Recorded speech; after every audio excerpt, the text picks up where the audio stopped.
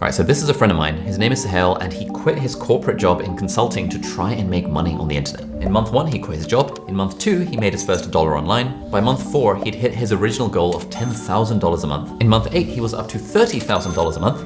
And now just 2 years after quitting his job, he is making $90,000 a month, which is $1.1 million in annual recurring revenue. How has your life changed now that you're rich?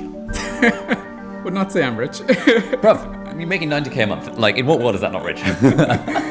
Okay, so there's definitely an element of... In this case study, we're going to break down Suhail's entire journey into the 12 steps that he followed to start making money online as a complete beginner to now becoming insanely rich as a result. We're going to talk about his idea generation process, how he narrowed down his business ideas to land on the one that he was going to go for, how he built it with very little coding knowledge, how he found his first users, how he got to that coveted goal of $10,000 a month, and how he grew from $10,000 all the way to $90,000 a month. When I quit my job to start this, my goal at the time was, if I could only just get to 10K a month in monthly recurring revenue, that's like more than enough to be here. Is honestly I did not even think we would get this far. It's kind of unbelievable. So if you are interested in potentially quitting your job and getting the sort of financial freedom that lets you literally travel the world, kind of working from your laptop, which is what Suhail is doing at the moment, then hopefully there's going to be a lot to learn from this video.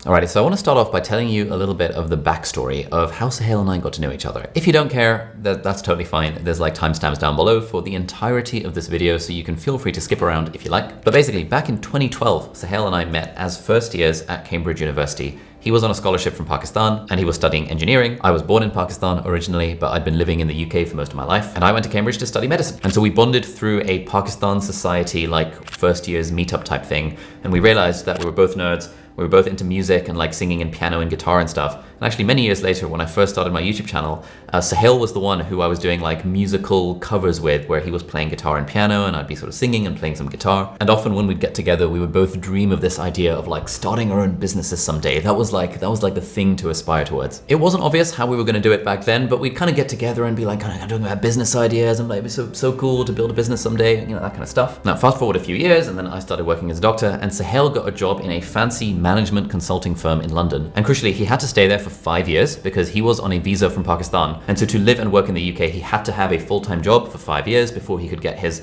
permanent residence and his passport. And so 5 years later, literally on the day that he got his permanent residence in the UK, he decided to hand in his notice to quit his job. And so in celebration, me and him and a couple of friends, we went out to dinner to celebrate. And that was when he was like, all right, lads, I need to start a business. I've got to like make this work. We're now 2 years from that date where he quit his corporate consulting job that he didn't particularly enjoy, but that was making him like 100, 150K a year, something like that. And he's now built this business that we're going to talk about. He's making over $1 million a year. He's like traveling the world with his wife. And so when he and the boys came to visit me here in Hong Kong, I said to Suhail, mate, like you're now like living the dream that so many people in my audience aspire to. Let's do a case study on the YouTube channel where we break down every step of your journey and we try and be as real as we can about what it actually took to get you from quitting your job to making now $1 million a year. And thankfully he was up for it. So this is the first sort of interview that he's ever done, but I hope you guys can get a lot of value from this conversation, from this case study. So the way this is going to work is that it's sort of like a podcast, but also sort of not like a podcast, because I'm going to be jumping in at various intervals and I'm going to be sharing my own thoughts and frameworks and reflections on the stuff that Suhail and I are talking about. Again, just a flag, this is going to be a mega long video, but there are timestamps down below so you can skip around if you feel like it. But anyway, let's now jump into the 12-step process. All right, so let's start with step 1, quit the job.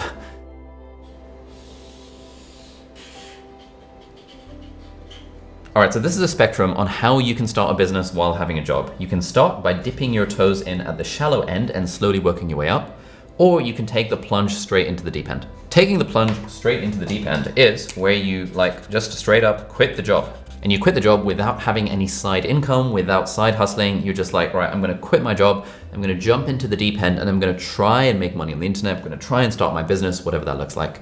This is the thing that Suhail did. But there are other things you can do. You can do what I did, which is start on the shallow end, where you keep your job and you're sort of side hustling on the evenings and the weekends, and you're sort of dipping your toes in at the shallow end and sort of like you're slowly trying to work your way up in terms of like money, such that when you do quit your job, you've got enough of a financial buffer, you've got income coming in from your side hustle. Someone on this end of the spectrum is maybe spending like 1 hour a week on their thing. I was at this point where I was spending kind of like 5 to 10 hours a week, kind of side hustling on my YouTube channel and on my business. And so this little side hustling route at the shallow end is kind of the gentle approach to entrepreneurship, and it's what I usually recommend. But in Suhail's case, he decided that after he got the right to live in the UK indefinitely, he was going to quit the job and he was going to take the plunge straight into the deep end. Okay, so how scary was it for you to quit your job, and how did you de-risk the process? Like, how were you thinking about it? So I'm very risk averse. It was actually quite tricky to get to that point. So firstly, I was on a visa while I was working in the UK, and it was sponsored by my employer. And it was kind of a big no-no to quit that job and just be on, I don't know, there are some other programs to give you entrepreneurial visas, but that's obviously higher risk. And I was never kind of daring enough to take that step. So I waited that out.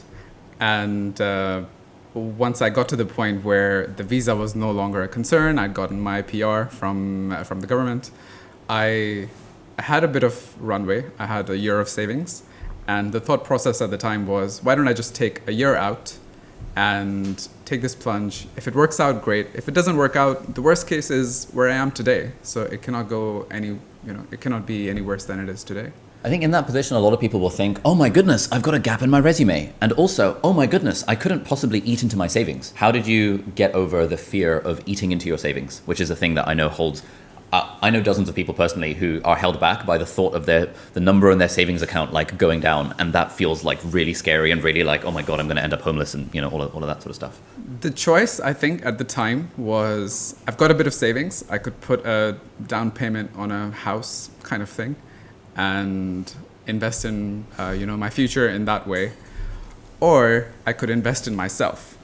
That was the decision for me.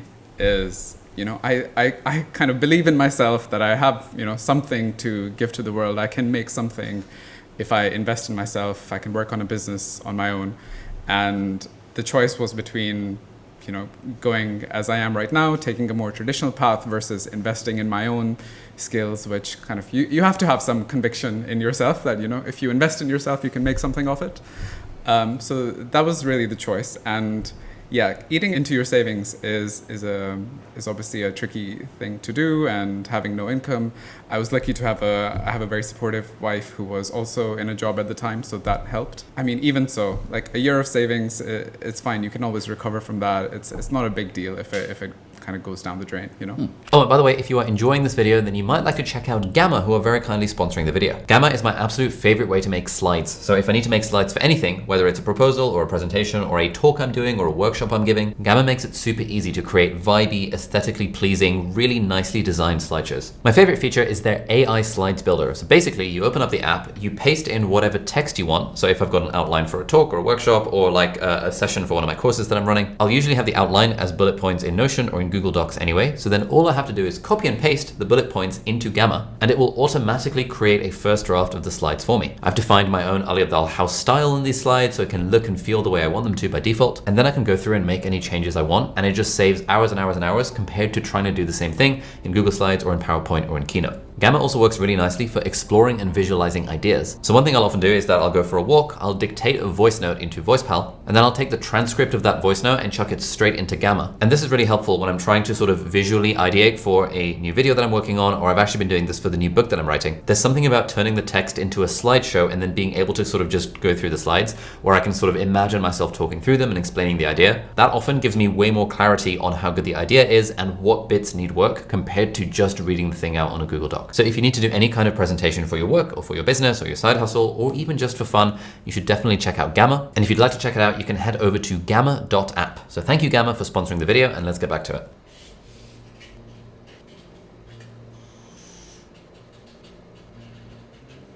All right, so over a 5-year period of working in corporate consulting, Suhail is saving some percentage of his paycheck each month, and he's building up his buffer of savings. And this is a somewhat this way looking graph, because when he's in his first 2 years, he's not earning very much, but then there's a big like salary jump at 3, 4, and 5 years. And so eventually he gets his savings to the point where he's got enough to cover a year worth of expenses. At this point, 5 years in, he quits his job, so he no longer has any income, and now he has to eat into his savings. If you keep your lifestyle costs low, then those savings can last you a certain amount of time, but for some people, the lifestyle costs are very high, and so that savings don't last very long. And then everyone has a sort of kind of threshold where they're like, oh shit, if my savings get below this threshold, that is too much for me at that point. And then what I have to do is go back and find another job, go back to corporate, like whatever the situation might be. Now, there's a couple of things to flag here, which is basically how high up this line is, and also the gradient of your burn. These are the two things that basically determine your runway, which is basically how much time can you give yourself to work on your business to try and get it off the ground before you either run out of money or before your savings that you're eating into dip below your threshold of comfortableness. In Suhail's case, when he quit his job, he tried his best to lower his expenses so he had as much runway as possible. And he also decided that emotionally speaking, he was happy to lose 12 months worth of living expenses from his savings in order to give himself that chance to start his business, that thing that he'd been dreaming of doing for such a long time. For some people, the thing is going to be 3 months or 6 months or 12 months or 2 years or 5 years or even 10 years, depending on how much savings you've got and depending on how much money you're comfortable losing and depending on your kind of lifestyle costs. So obviously, if you have loads of kids and you have an expensive lifestyle, then you're going to have a lot less runway than someone who doesn't have any kids, for example. So while you're in this period of runway, while you're dipping into your savings, your goal is to try and start a business such that you actually, it starts to make money and then things starts to take off, or at least starts to experience enough momentum that you realize, okay, I'm going to go all in on this thing. Now, the thing to mention here is that if you're going to follow this particular method, if you're going to take the plunge method, as I call it, of just diving into the deep end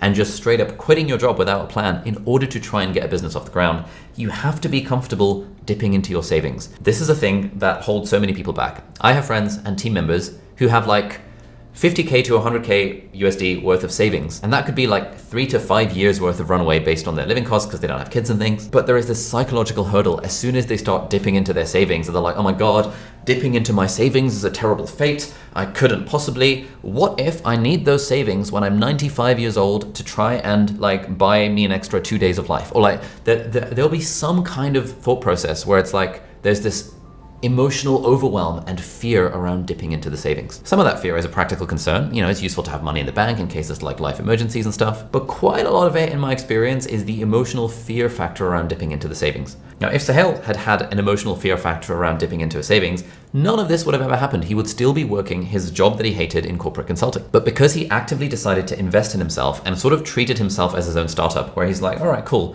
I'm going to give myself 12 months. I've got 12 months worth of runway where I don't need to worry about making money. And that is the time-bound amount of time I'm going to give myself to get this business off the ground. If it doesn't work, at least I'll have given it a go. I'm just going to go back to consulting, with my tail between my legs, and that's fine. Because at that point, I'm no longer going to have the what if. What if I'd taken that plunge? What if I invested in myself? What if I'd taken a bet, taken that risk to start that business? Why did you decide to straight up quit the job rather than side hustle on the evenings and the weekends alongside the day job to sort of try and get your thing off the ground? So I did try that. I did this very unconventional thing of doing part-time at a consulting company, which is quite rare because it's quite a full-on job.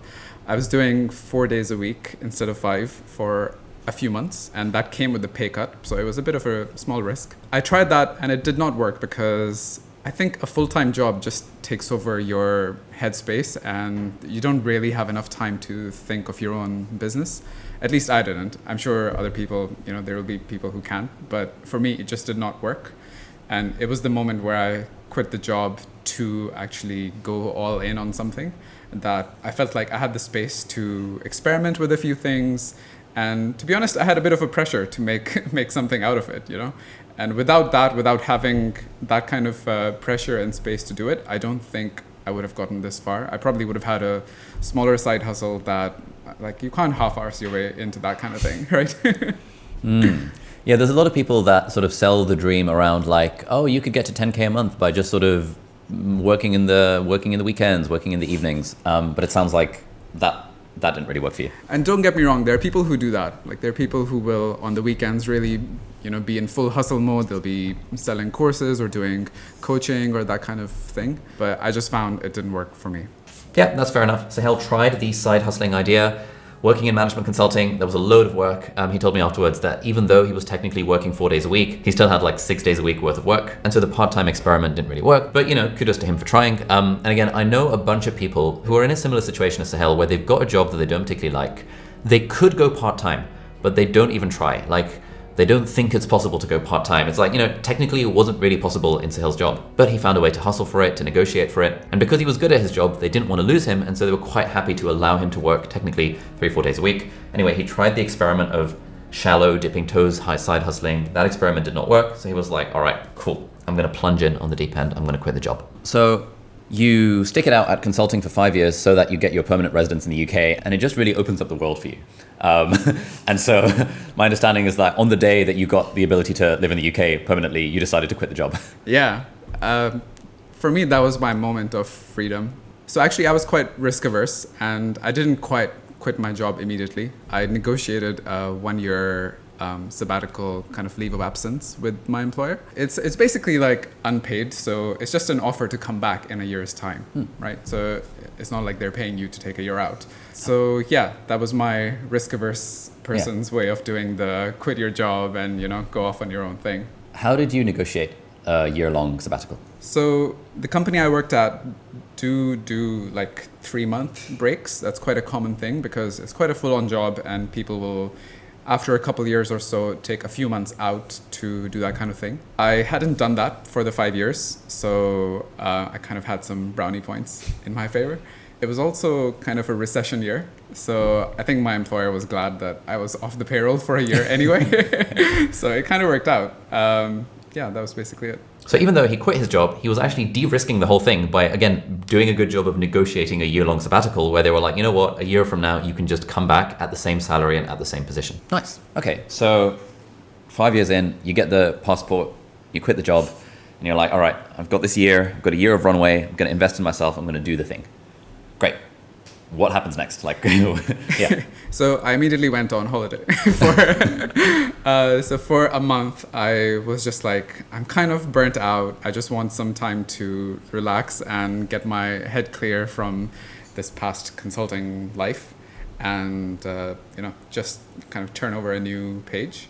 And yeah, so I did 3-4 weeks of that. Went to like a beach town for a week or so, came back and was just chilling for a while. And I think it was like 3 or 4 weeks into that I began to get that itch of I'm not doing anything with my life. I need to make something. I need to be productive. And yeah, I think that's around the time when you and I chatted about, what kind of business could I work on, and what should I do with my newfound freedom. And it was at this point that me and Suhail and 2 other friends went out for dinner, and we were talking about like, okay, what kind of business can he start? So now we come to step 2 and do the reading. So I asked Suhail what he remembered from that dinner that we had 2 years ago. Yeah, so I remember that quite clearly.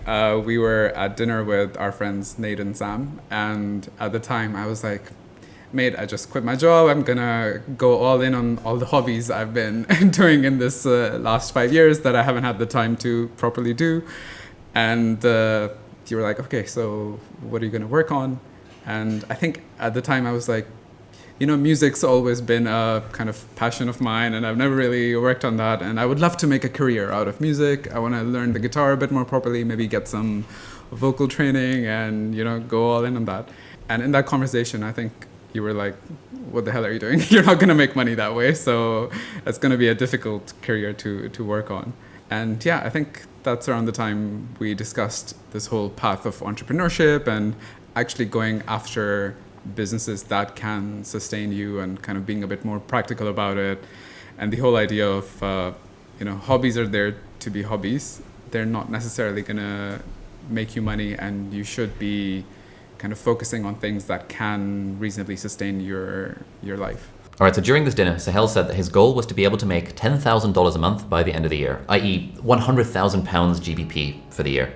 That is a very high salary. That puts you in the top 3% of earners in the UK. And his proposed vehicle for getting to that was to try and make some sort of music career. Now, if you look at the stats around this, being a musician is really hard. It is really, really hard to make money. Even if you're really, really, really good, it's really, really hard to make money as a professional musician.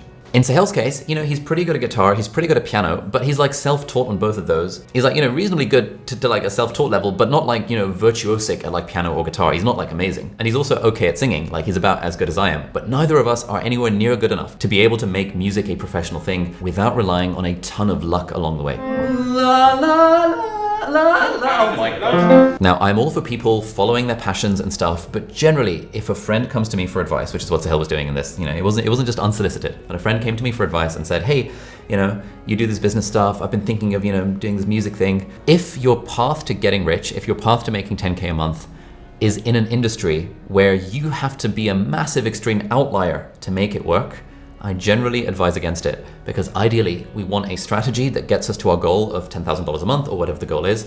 We want a strategy that relies on luck as little as possible. Everything relies on luck to some extent. But if Suhail had said, man, I have no experience in acting, but I'm gonna become a professional actor and try and star in the next Marvel movie, it's like, bro, it's probably not gonna happen. If he'd said, oh my god, HBO have a new Harry Potter show coming out and I'm gonna try and audition for Professor Snape or whatever, I'm gonna be like, bro, it's probably not gonna happen. That should not be a strategy that you follow to try and get rich if your goal is to make 10,000 a month within 12 months. Thankfully, our two other friends, Sam and Nate, agreed, and we've kind of said like, yeah, Suhail, this music thing, it's kind of hard to make money as a musician. Like, what about we think of something else? And so then Suhail said to me, okay, Ali, you've quit your job to build this business and you're making millions kind of thing. What would you do if you were in my shoes? And I said to him, look, I don't know, but I have some reading for you to do. You should just read these 3 books. And I gave him 3 book recommendations. The 3 books were books I've talked about on the channel repeatedly. Firstly, The Millionaire Fastlane by MJ DeMarco, incredible book. Secondly, $100 Million Offers by Alex Hormozi, incredible book. And thirdly, .com Secrets by Russell Brunson, absolutely incredible book. We discussed learning from the best in this world of entrepreneurship, and you gave me some book suggestions to go and do my homework on before I commit to this life of a music career, right? And I think 2 good recommendations from that. So there was The Millionaire Fastlane, and that one really changed my life. And the second one was $100 Million Offers. Got one right there. Nice. Got one right there. You can hold these up. It's like we planned this, but like that was actually complete coincidence. Nice. Yeah, so the first one was The Millionaire Fastlane, and that was kind of a big mindset change because it really puts into perspective, most people are in this kind of slow growth lane where you're developing your wealth over 40-year, 50-year career. And that's not really the way people get rich. And the second one was $100 Million Offers by Alex Hormozi. And that one is all about, how do you find the right market to build a product in? How do you market that offer that you come up with? And that really helped me think about, what kind of project I should be working on. So yeah, I think those 2 really brought a mindset shift for me. Okay, nice. I want to try and double click on this. So you messaged me or something after the fact being like, man, I've just read The Millionaire Fastlane. I can never go back to a day job ever again. Why did you say, I've just read The Millionaire Fastlane and I can never go back to a day job ever again? Okay, so this book really puts into perspective how people grow their wealth.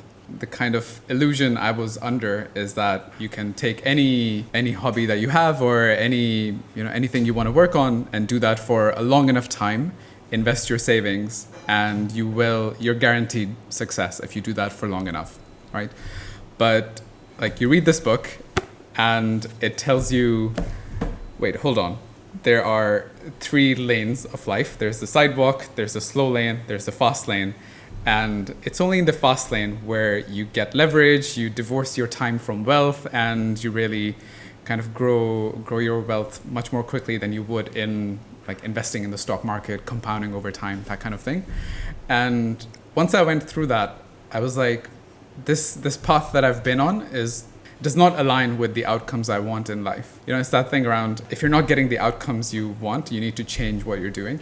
And for me, this was the change. And yeah, I did message you right after that saying, mate, I cannot go back to my job after reading this book because yeah, it just feels like now that I know that there's a better way, or like now I know there's a path to where I want to get, why would I go to what I've been doing before? I have recommended The Millionaire Fastlane to a lot of people on the YouTube channel. I would say less than 1% have read the book. I think a lot of people, A, just don't read, and B, are turned off by the title. What would you say to those people that want to get rich but refuse to read The Millionaire Fastlane?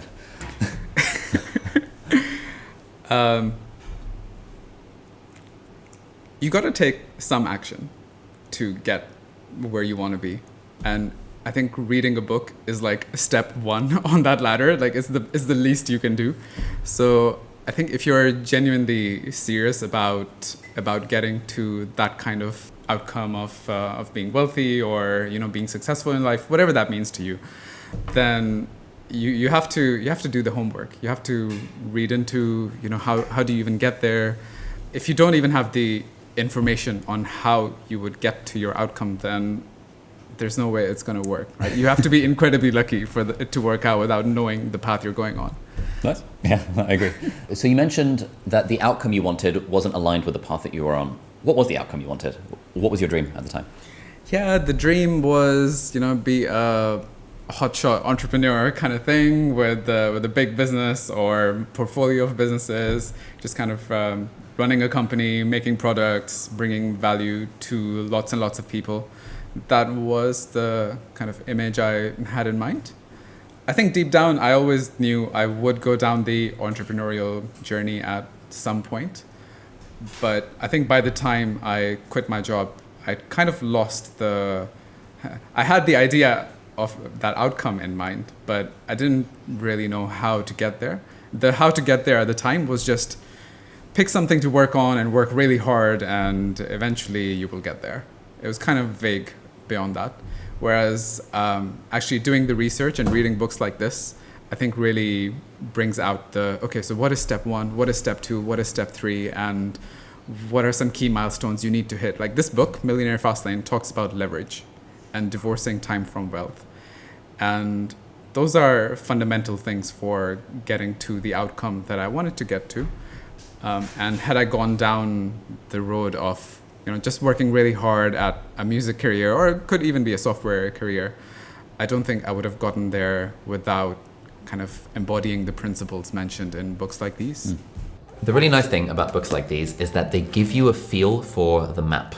When you're trying to make money, when you're trying to start a business, unless you have a lot of experience in that, you just won't have a mental model for what's going on. It's like trying to navigate in the wilderness without knowing where you are, having a sense of where you're trying to go, like I want to start a business that makes me rich or whatever, but just not knowing the path to get there. And in particular, the Millionaire Fastlane is just sick. It's a very clickbaity title. I don't like how clickbaited the title is, but it's the single best book I've ever read that just immediately gives you a firmware update on how to think about making money. And yeah, when Suhail read the book, he messaged me afterwards being like, actually, do I have a screenshot? I have the WhatsApp screenshot from back in the day, from 19th of May, 2023. By the way, I'm following through on the reading list. Just finished Millionaire Fastlane, starting $100 million offers, good mindset shift. And then when we next hung out, he said to me that now that he's read Millionaire Fastlane, he could never go back to a day job ever again because he now sees how making money actually works. All right, so at this point, Suhail is already ahead of 99% of people who try and make money because he has actually followed step number 2 to actually do the reading. And so finally, he's ready to actually launch his business after all of this prep work. And that brings us on to step number 3, which is make a problem list. Yeah, so at this time where I just quit my job and after a few weeks I was itching to get working on something, I literally had a long list of dozens of ideas that could work out. And a lot of them had to do with my consulting background and kind of what problems I'd seen there with clients that we've worked with. And some of them have to do with, software projects that I could work on. And if you have a list of 50 ideas, you need some kind of framework to figure out what is the right first idea to work on. And I used this book to cut that short list down to 6 ideas. Oh. And the idea was that I would take this year out from work and I would do 2 months of work on each idea and kind of go down the list. And, if it doesn't work after 2 months, then it's probably not going to work, or, it doesn't need to be making revenue, but just show some promise after the 2-month mark. And if it doesn't work out by then, just move on to the next one. And this book really helped me figure out what those 6 ideas were. And this whole idea of trying out a few ideas over a year, it's kind of inspired by one of the indie hacker people I follow. Is called Peter Levels. And his whole shtick is that, he picked out 12 things to do in a year. I think he called it a year of startups, where he did 1 startup a month. And a startup is just a software project that people can buy something, right? yeah, so I kind of took that mentality. I thought a month was too short for me to properly build something. So I did like 6 ideas, 2 months each, 1 year. And this book really helped me figure out what those 6 were going to be. All right, so Suhail literally comes up with a list of 50 plus problems, and then he uses the framework in $100 million offers to narrow those 50 different problems down to the ones he actually wants to pursue. The list of problems, that already is like more enlightened than most people I speak to who want to start a business. How did you realize that the way you build a business is by solving problems to the point that you made a list of like 50 of those ideas? Yeah, I think the default, especially if you're a coder or a developer or something like that, I think the default is you come up with the solution first. Like you come up with a product and then you try to sell that product. And a lot of people up until that point haven't really thought about what problem they are solving or what users they are helping. So yeah, reading books like these helped me change that mindset. And another influence was the Indie Hackers podcast, which I think you're a big fan of as well. Mate, love it. Yeah, that's all about like getting indie hackers on the podcast and asking them, how did you come up with the idea, and what were the big challenges. And one of the big learnings for me from that was to actually go after problems rather than solutions. And if you have a painful problem in mind that you think you can solve, then you find the users, figure out a solution hand in hand with the users, and make sure it's something that people would actually pay for. That was my kind of mentality on focusing on problems rather than solutions. This is legit one of the commonest mistakes I see beginners who are trying to make money on the internet and start business and stuff make, which is that they don't start with the problems. The easy first step, once you've done the reading, is just start with the problems. Just make a list of all of the problems in your life, the lives of your friends, your family, your parents, your coworkers, your managers, your boss, and just make a problems list of every problem in someone else's life. And then you can use the framework that we're going to talk about in just a second to narrow those problems down. You just got to start with the problem, man. That's the thing. This was around 2022, 2023, and COVID and hybrid working and stuff. One of the ideas I had on there was helping teams figure out who's in the office versus who's not in the office, like when you're doing hybrid, so you can align days you're working and stuff. And for me, using this framework, that was a bad idea because it's not a painful problem that you're solving, right? You could write a tool, like you could make a website to solve that particular issue, but it's not a painful problem. Like no one cares. Like you can just message each other and find out who's in the office and who's not, right? So yeah, I think it really helps rule out things that in your gut, you could think, it could be helpful to someone if I find the right user, but it helps you kind of frame the things you're working on based on the problems you are solving, which I think is a better way to go about it. All right, so at this point, I asked Suhail what were the things on his list of problems. And so in this next bit of the video, he's going to go through his problems list. This might be a boring segment of the video. If you're looking for like some cheat codes and hacks and stuff, this might be kind of boring, but we're going to keep it in because there's timestamps if you really want to skip around. But I think like this nuts and boltsy stuff of the early days of starting a business, where you see how someone is thinking about ideas and things like that. This is the stuff that I wish I'd had when I was first starting a business, because I just didn't know what the process even vaguely looked like. And so I'm hoping that for you, by hearing Suhail talk about what his problems were, some of them are cringe, some of them are boring, some of them don't make any sense as business ideas, but you'll get a feel for what a problems list could look like. And so hopefully by seeing this, you'll be able to apply it to your own life, to start your own business and get rich and all of the stuff that you would like to do. Can you remember, do you have to hand this long list? Like what else was on the list? Nice. Let's see. And would you be open to open sourcing this if we stick it in a Google Doc and share it with the audience? Yeah, sure. Great. There'll be a link down below, everyone, if you want to grab Suhail's Google Doc of business ideas, of which 44 of them were bad and 6 of them were reasonable. So what sort of stuff is on this list? So a lot of people are like, okay, I want to start a business because I want to make money and be free and blah, blah, blah, blah, blah, blah. And I'm just sort of waiting for the perfect idea.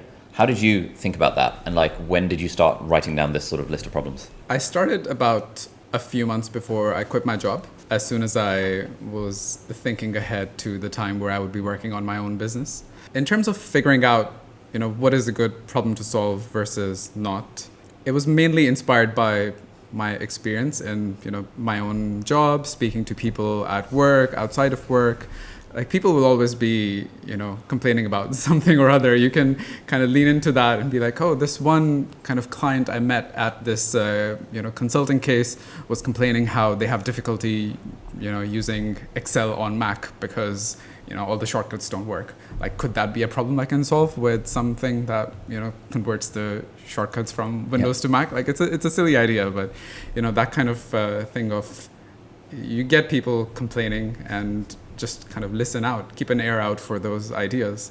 And if you don't have anything in mind, honestly, just go back and reflect on conversations you've had in the last few months. I'm sure that you will definitely have heard some ideas like this. And if you're still stuck, like one thing people do is just go down forums like Reddit where people are complaining about software bugs or issues they have in their day-to-day, and you'll just find so many ideas out there. There's no shortage of problems to solve. Nice. Can we go through your problems list? Okay, so I have this Notion doc called Problems to Solve. And looking through this, it's kind of funny how silly some of these look now. There's this thing around slow processes in big companies, lots of bureaucracy. How can you train people on figuring out what's a reversible decision versus not? And it's kind of like corporate training kind of thing. This thing around company culture, team building events. Consulting companies do it really well because it's important. It's kind of the work hard, play hard culture. You have to know how to re-energize your team. So that kind of thing could be brought to other companies. There's the hybrid working in office days ideas. There's inconsistent settings between different video call programs like Zoom, Teams, Google. How can we sync those? There's something around coaching people for their case interviews for consulting. There's something about just generally being more productive at work if you know what shortcuts you can use. Like, not enough people, I always get annoyed when people are going to their mouse to do silly things, like simple things that I know the shortcuts for. So something like small app that can just train you in the shortcuts or hotkeys over time. There's this category of ideas where what works well elsewhere, like in the US, that I could bring to another geography. That's kind of one category of ideas where it's there's this company in the US called Crave, which does warm cookies on demand. And this idea of, can you just have a cookies coming in 15-minute kind of service? This is really good, by the way. This is please keep going. Just especially if the ideas are bad. I think it's so helpful for people to see what the process of coming up with a video with an idea actually looks like narrowing down from 50 random ass things to 6 and then down to 1. Nice. So this is good. I know I can sense you're sort of cringing as you're reading this, but I guarantee this will be useful for the people watching this. Nice. There's this thing called InstaWork, which was connecting businesses to gig workers for anything. There's a delivery type business, offer Amazon-like fast next day delivery, but for any business kind of thing. There is, I think someone did this in Canada where they bought a large amount of land for very cheap and then sold bits of it as a novelty thing. That, you know how you can buy things like a small piece of land on the moon? Yeah. It's like that kind of idea. Then I think this is from a podcast where someone called Shapiro was on and was talking about 4 categories of ideas, problems you can solve. One is making an annoying task 5 times easier. Or feel like magic. So something like Zapier, is kind of saving people work and connecting services together. Webflow is helping people make websites. So what annoying tasks do people face? The ideas in this category are for small and medium businesses, their online presence is usually not good unless the owner is tech savvy or they've engaged some kind of agency. So could there be a marketing agency that's super cheap for SMEs to do en masse? There's keeping in touch with friends. As you move to different cities, how do you kind of keep that connection? There's something around finding a place to work that's amenable to you having a laptop, because sometimes cafes don't like it if you just sit in a cafe with your laptop for hours, right? There's this presentation toolkit, kind of how do you make people better presenters, because that was a big part of the job in my consulting life. There's thing around domestic work, like housework, cleaning, ironing. Is there some service to help with that? And then there's this category called the BS parts of a corporate job, like doing expenses or long meetings. How can you shorten those or get rid of those? Sometimes you don't ramp up to the job as quickly as you want. So some kind of learning and development platform where, like, if you're in finance, your company gets you a subscription to it, and then you spend a couple hours a week just developing your finance skills. There's the hybrid working idea again. Having to figure out food, like Huel does, like delivery of meal plans. Is there a good meal plan thing? Can I come up with a better system than what exists? And by the way, one of the ideas from the Millionaire Fastlane here is that most of these things, there are companies already doing it. These are not new ideas. But just because there are competitors doesn't mean that you shy away from the idea. I think the quote from that book is, don't go for the big idea, go for the big execution. So it's all about execution in the end, right? Should I keep going? Please, yeah. Okay. There's something around small businesses getting analytics or insights about their customers. Like if it's a physical business, then how many people are coming in and when? So that they can figure out, what's selling the most. Is there like a 80-20 they can do on what items they're selling and, not order as much in stock, that kind of thing. If it's a digital business, then how much traffic are they getting? Can you increase it or can you monetize the traffic somehow? There's engaging your customers if you can't afford a custom platform. Like Starbucks has their own app where they have this reward system. Can we have a way for small businesses to do this? This one I actually went a bit deeper into, and I have this linked here that there were lots of existing apps and I actually got put off by the idea as a result. But I think, that's not a good reason to not do an idea, to be honest. So that was one category, which is make an annoying task 5 times easier. And there are 3 more categories. The second one is less expensive version of something people really want. Right, like Robinhood in the US is like this trading app which makes trading much more economical than it was before, or Airbnb made hotels cheaper. Another category of ideas is an international copy of an existing unicorn. So like take an idea that works in the US, like Uber, and copy it somewhere else and make that work. Like Kareem or whatever. Yeah, Kareem, yeah, in the Middle East. Yeah. Then there's product-led growth, which is just make a product that inherently grows through a network effect. This in practice is quite difficult to do, but it was Hotmail or something back in the day where if you sent an email, at the bottom of your email, it would have a link to sign up to that service. So it has kind of an inherent network effect. Or I think with Dropbox, you could share links for other people to download things in your Dropbox, and that's like inherent marketing built into the product. So is there something like that? Yeah, so those are some of the ideas. There's a few more. All right, so these are some of the ideas that Suhail was thinking about in terms of problems. And I think what's interesting is that he didn't start making this list at the point he quit his job. He kind of knew for a few months he was going to quit his job. So as soon as he realized, shit, I'm going to quit my job in a few months, he started making this problems list and slowly adding to it over time. The other thing to keep in mind is that quite a lot of these ideas are really, really, really boring. And that is actually okay. Like, there's a good book. This is a new book that has arrived on the entrepreneurship scene, The Sweaty Startup by Nick Huber. How to get rich doing boring things. It's relatively new. It's very good. I've been recommending this to a lot of people. His whole shtick, which also vibes with what Professor Scott Galloway says around how to make money, is basically the more boring the idea, the more likely it is going to work as a business. Actually, the thing that there's a fun little line from here. You want a business with low status. You want a business that isn't sexy, exciting, or even a little bit interesting. You don't care what people think about you, and you don't care what people think about your business idea. I'll give you a few scenarios. Scenario 1, Nick runs an artificial intelligence business. Wow. Boo. I.e., that sounds exciting and sexy, so you don't want to start that kind of business. Scenario 2, Nick invented a product he is manufacturing. High profile, terrible. Scenario 3, Nick cuts grass. Boring, I like it. Scenario 4, Nick stores people's junk. Perfect. Basically, the sexier and more interesting sounding the business idea sounds when you tell normal people about it, the harder it is generally, broadly, to make that kind of business work. It's also true of like jobs. Something Scott Galloway says is that the sexier sounding a job sounds, the harder it is to make money doing it.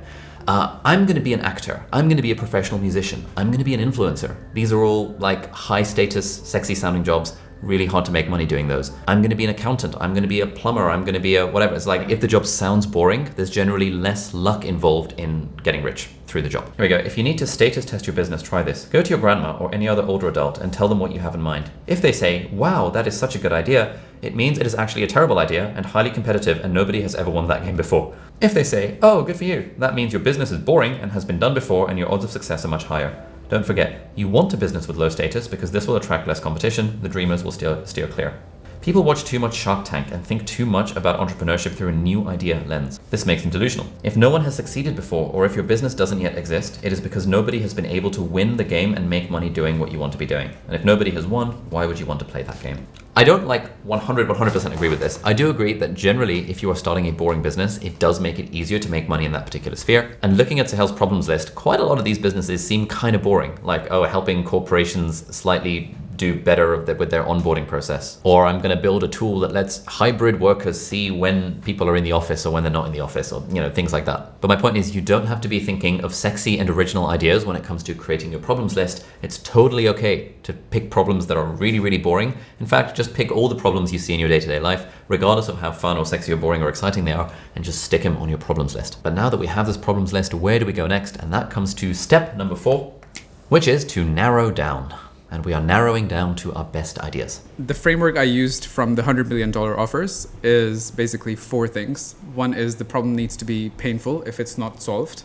Second is people you're targeting need to have the purchasing power to afford it. Like, you can't sell a very expensive product to students, for example, because they're not going to spend thousands of dollars on something. They need to be easy to target, meaning you have access to them in some way. Like, either it's like a local thing around your community that you're selling to, or you have some means of distribution to the users. Finally, it should be a growing market, because you don't want to be facing the headwind of, yes, you're growing your business over time and you're putting more money into ads and growing the team, but the market itself is like newspapers or something where it's shrinking and you're kind of constantly battling with the market. So that was the framework, and I used the consulting mindset of having this framework and rating the ideas on each of those 4 things. And the stuff that bubbled to the top was typically things where the users were easy to target, like with Firecut, where we had the kind of distribution into it. But the other ideas, I think, were also quite reasonable, like things like anything to do with consulting or productizing consulting for small businesses. Was also quite high up in the list, because I'd been a consultant, I worked with these clients in the past, and I knew how they think and how to reach out to them. So that was also kind of a tick in the easy to target segment. So yeah, for me, it started with that framework, and you're obviously going to layer on the things that you're personally excited to work on. But that said, the personal excitement is going to fade. Like, you need to have a bit of discipline around, even if it's an exciting idea, when you're working long hours and nothing's moving the needle, like, you do need to have a bit of discipline to keep going. So yeah, I think that's how I came up with the ideas.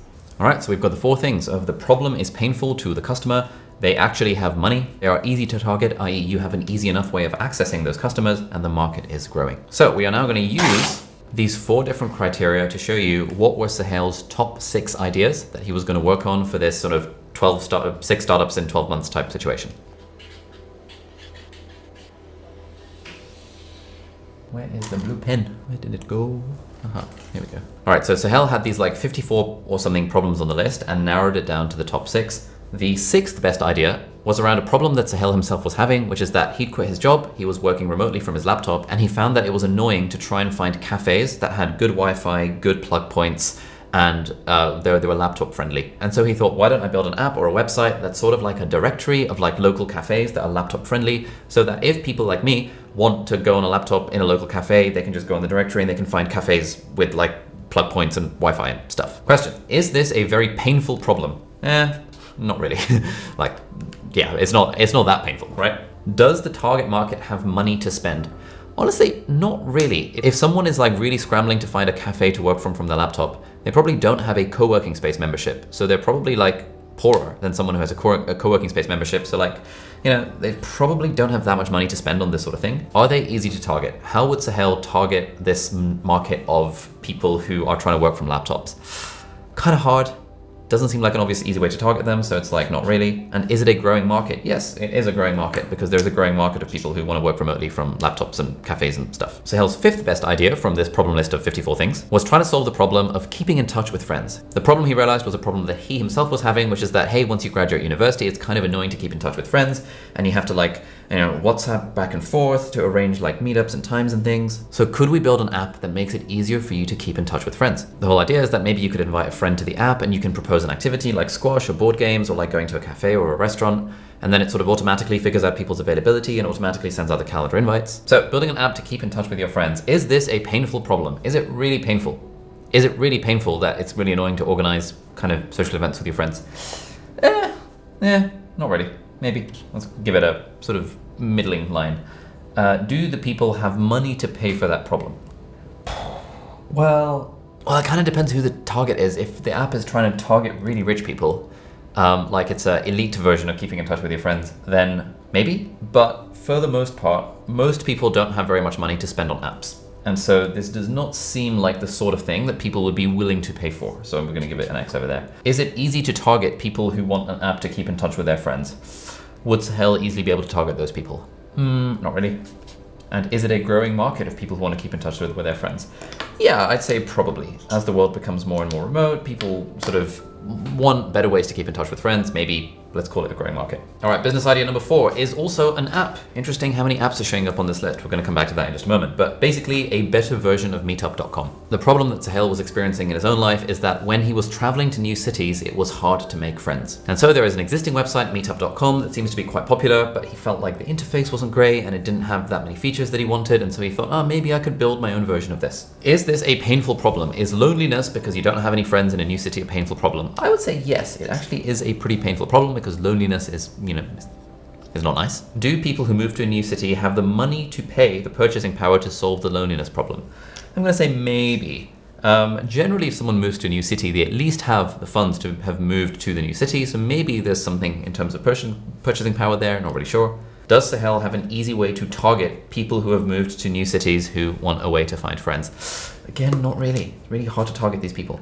And is this a growing market? Are there more people moving to new cities and trying to make friends, or less people moving to new cities and trying to make friends? I would say it's a growing market. There are definitely more people, like globalization, people traveling around all over the place. Cool. That was his 4th best idea, and if you have experience in business at this point, you would probably look at all 3 of these ideas and think they're pretty trash. That's okay, let's move on to the top 3 list. Now this is where the business ideas actually become interesting and sort of kind of good at this point. Suhail's 3rd best business idea that he came up with after narrowing it down was doing some sort of workshops for corporate professionals to teach them how to be productive. The problem he identified is a problem that he noticed while he was working in consulting. So Suhail worked at a fancy consulting firm, and they gave him and all of their new starters like a whole efficiency toolkit about how to be productive, how to be efficient as a knowledge worker, as a consultant, as a professional. But when these management consultants would do projects going into other big businesses, from what I hear, one thing they often found was that, hey, in loads of these other big businesses, the professionals working there don't seem to know what they're doing in terms of basic productivity and basic efficiency. And so he found by talking to some of these big companies that they didn't really have an onboarding kind of productivity training course for their new hires. And therefore the new hires were wasting a lot of time doing stuff in an inefficient way rather than an efficient way. Now the question is this a painful problem? Is it a painful problem for a business that their employees are not very productive? I would say yes, there is a pain there in that market. Do businesses have the purchasing power willing to train their workers to be more productive? Well, yes, businesses have a lot of money, especially big businesses. Can Suhail easily target large businesses who would hire him to run corporate professional productivity workshops? I'm going to say sort of. Through his own network and through his own LinkedIn and through the projects that he did, he has some of these contacts. And is it a growing market? Are there increasingly more businesses wanting corporate professional productivity workshops? Well, if you include AI skills in that, I would say yes, it's a growing market because all businesses want to train their workers on being more productive using AI. But in a way, it's a shrinking market because businesses are downsizing. So, it's a bit of a shrug emoji on the growing market question. All right, next we come to Suhail's 2nd best business idea, which was a sort of consulting package for small and medium businesses service. Productized service type thing. Basically, his thesis from having worked in consulting was that, hey, there are all these massive businesses who are hiring these strategy consulting firms to help them cut costs and make more money. But small and medium-sized businesses don't have the funds to be able to afford them big management consulting companies. So why doesn't Suhail set up his own mini consulting shop, and he'd be able to provide consulting for small and medium businesses to help them cut costs and increase revenue and therefore make more money? So the question is this a painful problem? So the problem there is that a business has a problem in that they want to make more money, And so this is a solution to the make more money problem for businesses. Generally, if you can help someone make more money, you are, green. You're ticking the box of this being a painful problem for them to solve, especially if they're worried that they're not making enough money, which is like literally every business in the world. Do these businesses have the ability to pay for a service that makes them more money? Yeah. Broadly, probably. One of the issues with the bottom 3 ideas is that they are all consumer products, and consumers generally don't have much money to pay for stuff. But generally, businesses have loads of money to be able to pay for stuff, at least compared to consumers. So generally, as a beginner, targeting businesses for a product with a product rather than targeting like normal people, most people would say and I would agree, is generally an easier way to go about it. Would it be easy for Suhail to target this particular market? I would say the answer is yes, because based on the various different contacts he made in his 5 years of working in consulting, he knows enough small and medium-sized enterprises, small and medium-sized businesses to be able to pitch this as a service to. And because this would be a service, it would probably be in the thousands of dollars a month kind of range. And therefore he doesn't need that many customers, maybe like 5 a month, in order to get to his 10,000 a month goal. So I would say yes, these are easy to target. And is it a growing market? Are there a growing number of small and medium-sized businesses who want to make more money? I would say yes, because it seems like thanks to internet and AI and stuff, more people are able to start small and medium businesses. So we can call that a growing market. So, this is ticking all of the boxes so far. Now, these bottom 3 ideas I think are pretty bad. I don't think Suhail could have made $1 million business with either of these bottom 3 ideas. I think it's sort of, in a way, he was trying to solve his own problem. He was like, man, I get annoyed because I have to get a laptop, but I can't like co-work on my laptop in certain cafes. Man, it's annoying for me to keep in touch with friends because WhatsApp is kind of annoying. And like, man, I find it hard to make friends in a new city because Meetup kind of sucks.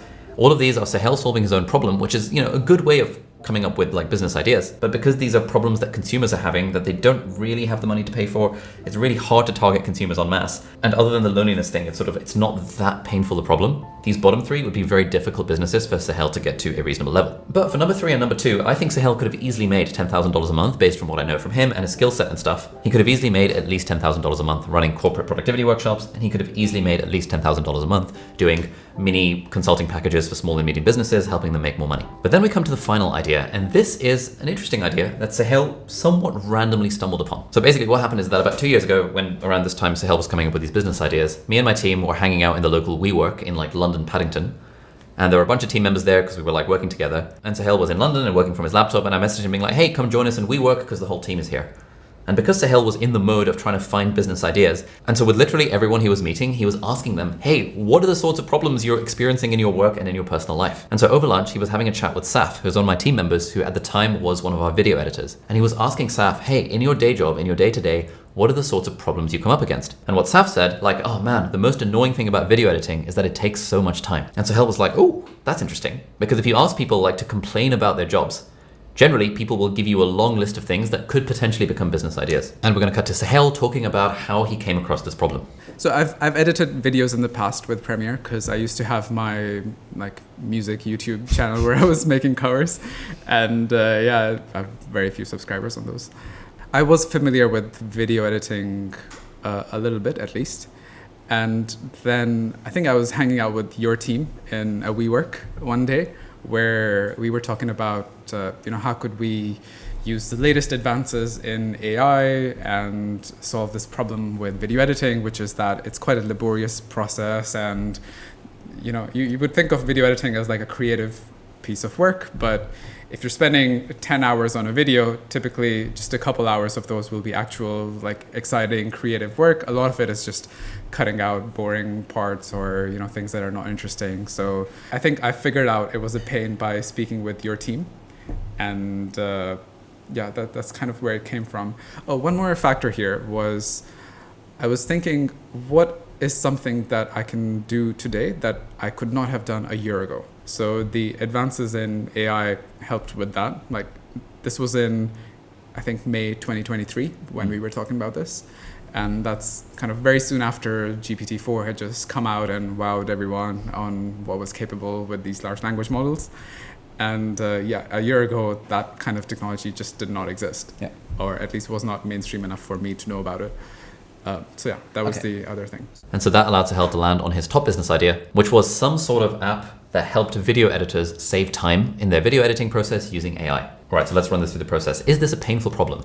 Yes, it is a painful problem because video editors are spending hours and hours and hours of their time each week doing boring, manual, repetitive stuff, which they really don't enjoy doing and which their employers really don't want to have to pay them to continue doing because it's like an annoying part of their job. So this is a painful problem. Generally, being able to make someone money, solves a painful problem, and also generally being able to save someone's time. Like, people wasting time is a very painful problem that they often feel.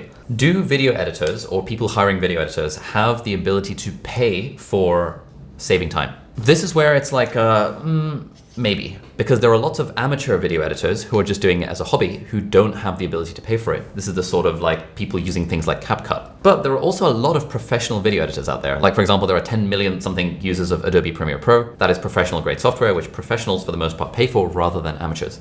Most amateurs these days will edit things like CapCut or in like iMovie or whatever. But if you're using Premiere Pro, which was kind of the app that Suhail landed on, it's like, maybe, like people do have the power to pay for that. And especially if it is something that saves someone a lot of time in their job, there is a high willingness to pay for the thing. Is this a growing market? Will there be more people who want videos edited 5 years from now than there are today? The answer is most likely yes, because video keeps on growing across all of the metrics, across all the platforms. More and more people every single year wanting to become creators. Maybe there's a risk that AI will eat the job of video editors, but given that Suhail is building an app for AI video editing, like, you know, he's either riding the wave of more people trying to edit videos, or he's riding the wave of more people trying to replace video editors with AI. Either way, this is definitely a growing market. And finally, how easy would it be for Suhail to target video editors? Now, this is where he had one of his unfair advantages, which is that he spoke to my team, where I literally employ 3 full-time video editors. And so by talking to them and saying, hey, I can build a tool for you to help you save time, immediately he's got his first 3 users, because my video editors are like, oh my God, that's sick. And then secondly, he and I had a conversation where he was like, hey, if I build this tool for your video editors and they get a lot of value out of the tool, would you potentially be open to partnering on this and like sharing it with your audience? And so at this point, I'm like, okay, like, yeah, if you build something that helps our 3 full-time video editors save many, many hours each week, and I know I have a bunch of video editors and like video creators in my audience, then sure, let's do some sort of partnership where I can be your distribution engine and I can get the word out initially to get your first kind of round of beta users. And so through this partnership with me, Suhail suddenly had an easy way to target video editors, in that he knew 3 of them personally through my team and speaking to them, and knew that if he did a good job, that I would be open to sharing this sort of thing with my audience. Now at this point, you might be thinking, whoa, that's really unfair. Like, he had the advantage of being friends with a big influencer, and he had access to this like crop of like initial users. And yeah, I completely agree. It is absolutely an unfair advantage that Suhail had, which is why he started that business in this particular space. If Suhail did not have an easy way to target video editors, suddenly that makes this idea not a very good idea to pursue, and actually makes his consulting business ideas much more viable. The key thing when you are starting a business is that yes, you could start something in an industry that is completely random, but in general, if you have any kind of life or professional experience, it is worth trying to figure out what are your unfair advantages. What do you have access to that other competitors, other people might not have access to? For the record, this wasn't some kind of deal where I was like, yeah, I'll totally do it to you as a favor to a friend. It was more like the sort of thing where I was like, yeah, you're a friend, but also, you know, you need to create something that's actually valuable for my team, because if you do that, then, and the thing is actually good, then of course I would be delighted to share it with my audience, you know, that kind of situation. So yeah, being able to partner with an influencer or someone who has access to an audience or like an easy way to target people, that is absolutely something that can help you get your initial business off the ground. And I suspect this is why I get like dozens of emails every week from people wanting to partner on something or another, and every big influencer-y type person I know as well has their inboxes inundated with people who are trying to pitch them on partnering on something or other. Because I feel like, especially in the world of AI, where it becomes easier in theory to create these sorts of products, especially in that world, being able to partner with someone who has built-in distribution can be a real advantage at the, you know, in the early days and potentially even the later days of a business. So you land on, you narrow it down to like 6 random ideas, and one of them is the problem of video editing, which is that video editing takes bloody ages. How can I make this annoying thing like 5 times faster or easier? How did you decide that that was the thing rather than the other things? So it was just one of 6, and it's quite a low risk thing to commit a couple months to this idea, and if it doesn't work out, I can always just go on to the next one. But the reason it was top of the list was I was leaning into my unfair advantages. One, I am a developer, so by the way, I'm not like super trained in software or anything. I didn't do it in my degree. I kind of did it as a side project in a summer with some other friends. So I don't really know how to code that well. But yeah, I leaned into the fact that I knew enough about computers and software to at least get started and figure it out, right? And second thing was I had the distribution advantage, which is kind of knowing you and your team. We knew that. And it's not just distribution, it's also speaking to potential users, because your video editors were basically like alpha users, and they could give some very early feedback or ideas for what things to solve. So that was the other unfair advantage I had that I could lean into. At this point, I want to do a little interlude and sort of point to the fact that of the sort of 6 ideas on his shortlist, 4 of them were app ideas, And over half of the ideas, I think, in the long list of problems were also apps to some degree, apps or web apps or mobile apps or whatever. And so here we have a little interlude about the value of learning to code. One thing that I'm very bullish on is like, still, I think one of the most useful things you can do if you want to start a business is just learn to code on the side. It's not that hard. There's like zillions of tools out there that help you learn to code. I don't know why more people don't do it, because learning to code, like if you don't know how to code, build an app is not an idea that like is remotely accessible, because you would have to stop, you would then have to learn to code first before you can even unlock building an app as like a potential business idea. If you didn't know how to code, to what extent would that have changed your like stack of ideas? I think it would cross out a big part of the list we were talking about, of that long list. I would have focused more on services that I would have offered as a consulting type of person, where I'm helping businesses grow their marketing kind of things. There are different ways to get leverage. And that's one of the concepts from the Millionaire Fastlane, where build leverage either by hiring people who can execute on a playbook that you define. You can build leverage by building a software type of thing, or writing a book where you do the work once and then people can just buy the thing over and over. And in the case of the product that I went with Firecut, it's obviously the software leverage. But if that world had been closed off to me, I probably would have gone down the road of applying the consulting toolkit to small businesses where I could help them grow, and then somehow productize it enough with a playbook where I could hire people to execute on these things, and I could kind of just guide them through it where they need my input. So yeah, I think the software leverage would have been cut out unless I partner with someone who has that. So yeah, it would have cut out some ideas. But that said, I mean, there are tons of other ways to build leverage, and even if you want to do software stuff, you can partner with people who have that knowledge. If you don't want to do software businesses, you can lean more into the productized service kind of thing, where you can hire people to execute on things you're working on. So yeah, I agree that yes, of course there are other ways of making money. I just think like it's just so easy to learn to code, and it just unlocks a whole swath of leveraged business ideas that can divorce your time from money like fairly quickly. And the whole like, you can hire a developer. It's like, you're a dev, you've probably got friends who are like idea guys, and they've probably come to you being like, hey Suhail, you know how to code. I've got an amazing idea for X. Do you want to be my co-founder on the thing? And you're like, well, what are you going to be doing then? Because like, I'm the one building the thing. And so it's like, I think a lot of charismatic people who love the idea of being an entrepreneur, but hate the idea of trying to learn to code, love the idea of partnering with a nerd. But the nerd doesn't need to partner with them for the most part. And I've been the nerd in that situation. You've been the nerd in that situation. Just a high bar to partner with someone who's like, bro, I'm going to be the ideas guy and you can build it for me, right? Yeah, I think it's a bit of a no-brainer to just learn how to code, given the leverage that you get quite easily. And it's not a long journey. Like for me, it's happened over multiple years, but the key unlock for me in getting my software or coding skills up to par was grabbing some software engineers, friends of mine, and just doing like a 1 week project with them. We built a clone of this. Back in the day, there was this thing called Stumble Upon, where it like gave you a bar above your web browser where you could click and stumble onto some interesting web page. We made a clone of that in like a week. And I think doing a project with someone who is techie was enough to be like, oh yeah, this is how you build a web app. And once you've made one thing like that end to end, then everything just seems so much more tangible and accessible. Hiring a dev to work on a new idea is not really a play. That doesn't really make sense.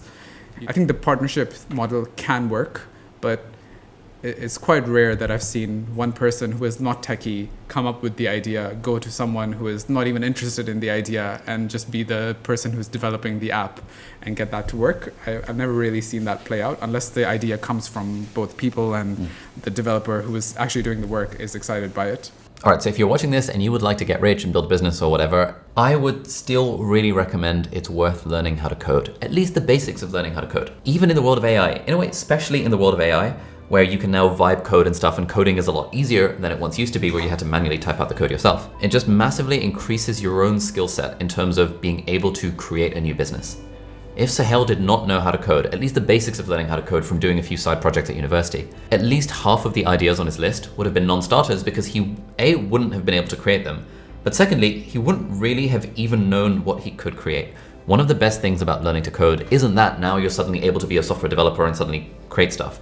It's that it expands your range of business ideas that you're thinking about. We're going to give some advice on how to learn how to code a little bit later in the video, but for beginners getting started with wanting to build a business or wanting to make money, honestly, I still think it's really valuable to just, spend a few weekends learning how to code. There's all sorts of ways to do it. Just Google how to learn to code in 2025. Pick a language like JavaScript or Python or whatever, and just get started building a few projects. It's really not that hard. Pretty much anyone can learn how to code with all the insane resources that are now available on the internet. And I think if you're someone who really wants to make money and you haven't learned to code, it's like you're just shooting yourself in the foot, because the economics of a software business are just so much better than the economics of like lots and lots of other different types of businesses. Like, I'm so glad that when I was like 13 years old, I started dabbling with learning how to code like HTML and CSS and PHP and stuff. And even though now I suck at coding, I still know enough about it to know what's vaguely possible. And that means when I'm thinking of new business ideas and new like products and services and stuff, I'm thinking about them with a sense of having a vague sense of what it's possible to create in terms of a web app and a mobile app, which massively expands my pool of possible business ideas. All right, so at this point, Suhail has done step 1, quit the job, step 2, do the reading, step 3, make a problems list of like 50 plus different ideas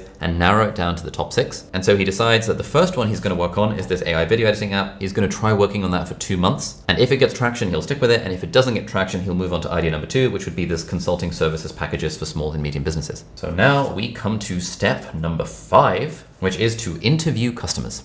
So you decide you're going to solve the problem of like video editing taking too much time. You've got access to like the video editors on my team, which I think was like Saf and Adi and maybe Gov and maybe Path like back in the day, where you're like, okay, I literally have a handful of video editors that are literally facing this problem every single day when they're editing videos for Ali Abdaal. So what happens next? How do you begin to solve that problem? Okay, so I have this Notion doc of customer interviews where it's Saf, Adi, and then both of those again a couple of days later, I guess. And let's go into the first chat with Saf. I asked him what are the biggest pain points in the editing process today for an Ali Abdaal style video. And it's stuff like finding B-roll takes ages, motion graphics take ages, finding music that fits the vibe takes ages, cutting silences, there's kind of editing the sponsor thing in, masking around a person, like there are a bunch of ideas. And the most important part of this conversation for me was I asked him, what is the time split between the time you spend on each of these things? And he was basically like, if a video takes 20 hours or 40 hours, whatever it was, then 4 hours go into the A-roll for 1 hour of footage, cutting together the main camera shot. Then 8 hours go into B-roll for the more complex stuff where you might have to film your own B-roll or find stuff from a library of thousands of videos. 4 to 8 hours on doing motion graphics, titles, animations, 3 to 4 hours on music, sound design. There's half an hour on color correction, 3 to 4 hours on sponsor segment. And I basically just went down this list and I was like, okay, so 4 hours on editing A-roll. What is that? Like, there's a bunch of cutting out silences. There's adding some zoom in effects to make it more interesting. There's doing some J-cuts. There's finding filler words where, I mean, you're a pro, but like, I'm sure when you started, you were like, quite a lot in your videos. So cutting out those filler words or parts where you've done multiple takes of the same thing, repetitions. And that's like 4 hours of work to cut it out. Can I automate all of that so that he's just reviewing the output from the tool and it takes half an hour or an hour? That's already like 3 hours saved. With B-roll, can I plug into the stock libraries that Saf is using and just scan the video, find the keywords based on the transcript of the video and search them on, we partner with Storyblocks now, so search them on Storyblocks and find good B-roll videos for him to use. And if it doesn't work, let him swap it out for other videos. For shorts, like can I have a tool for adding captions, which kind of makes it more interesting for short form platforms like Instagram, TikTok, and YouTube Shorts.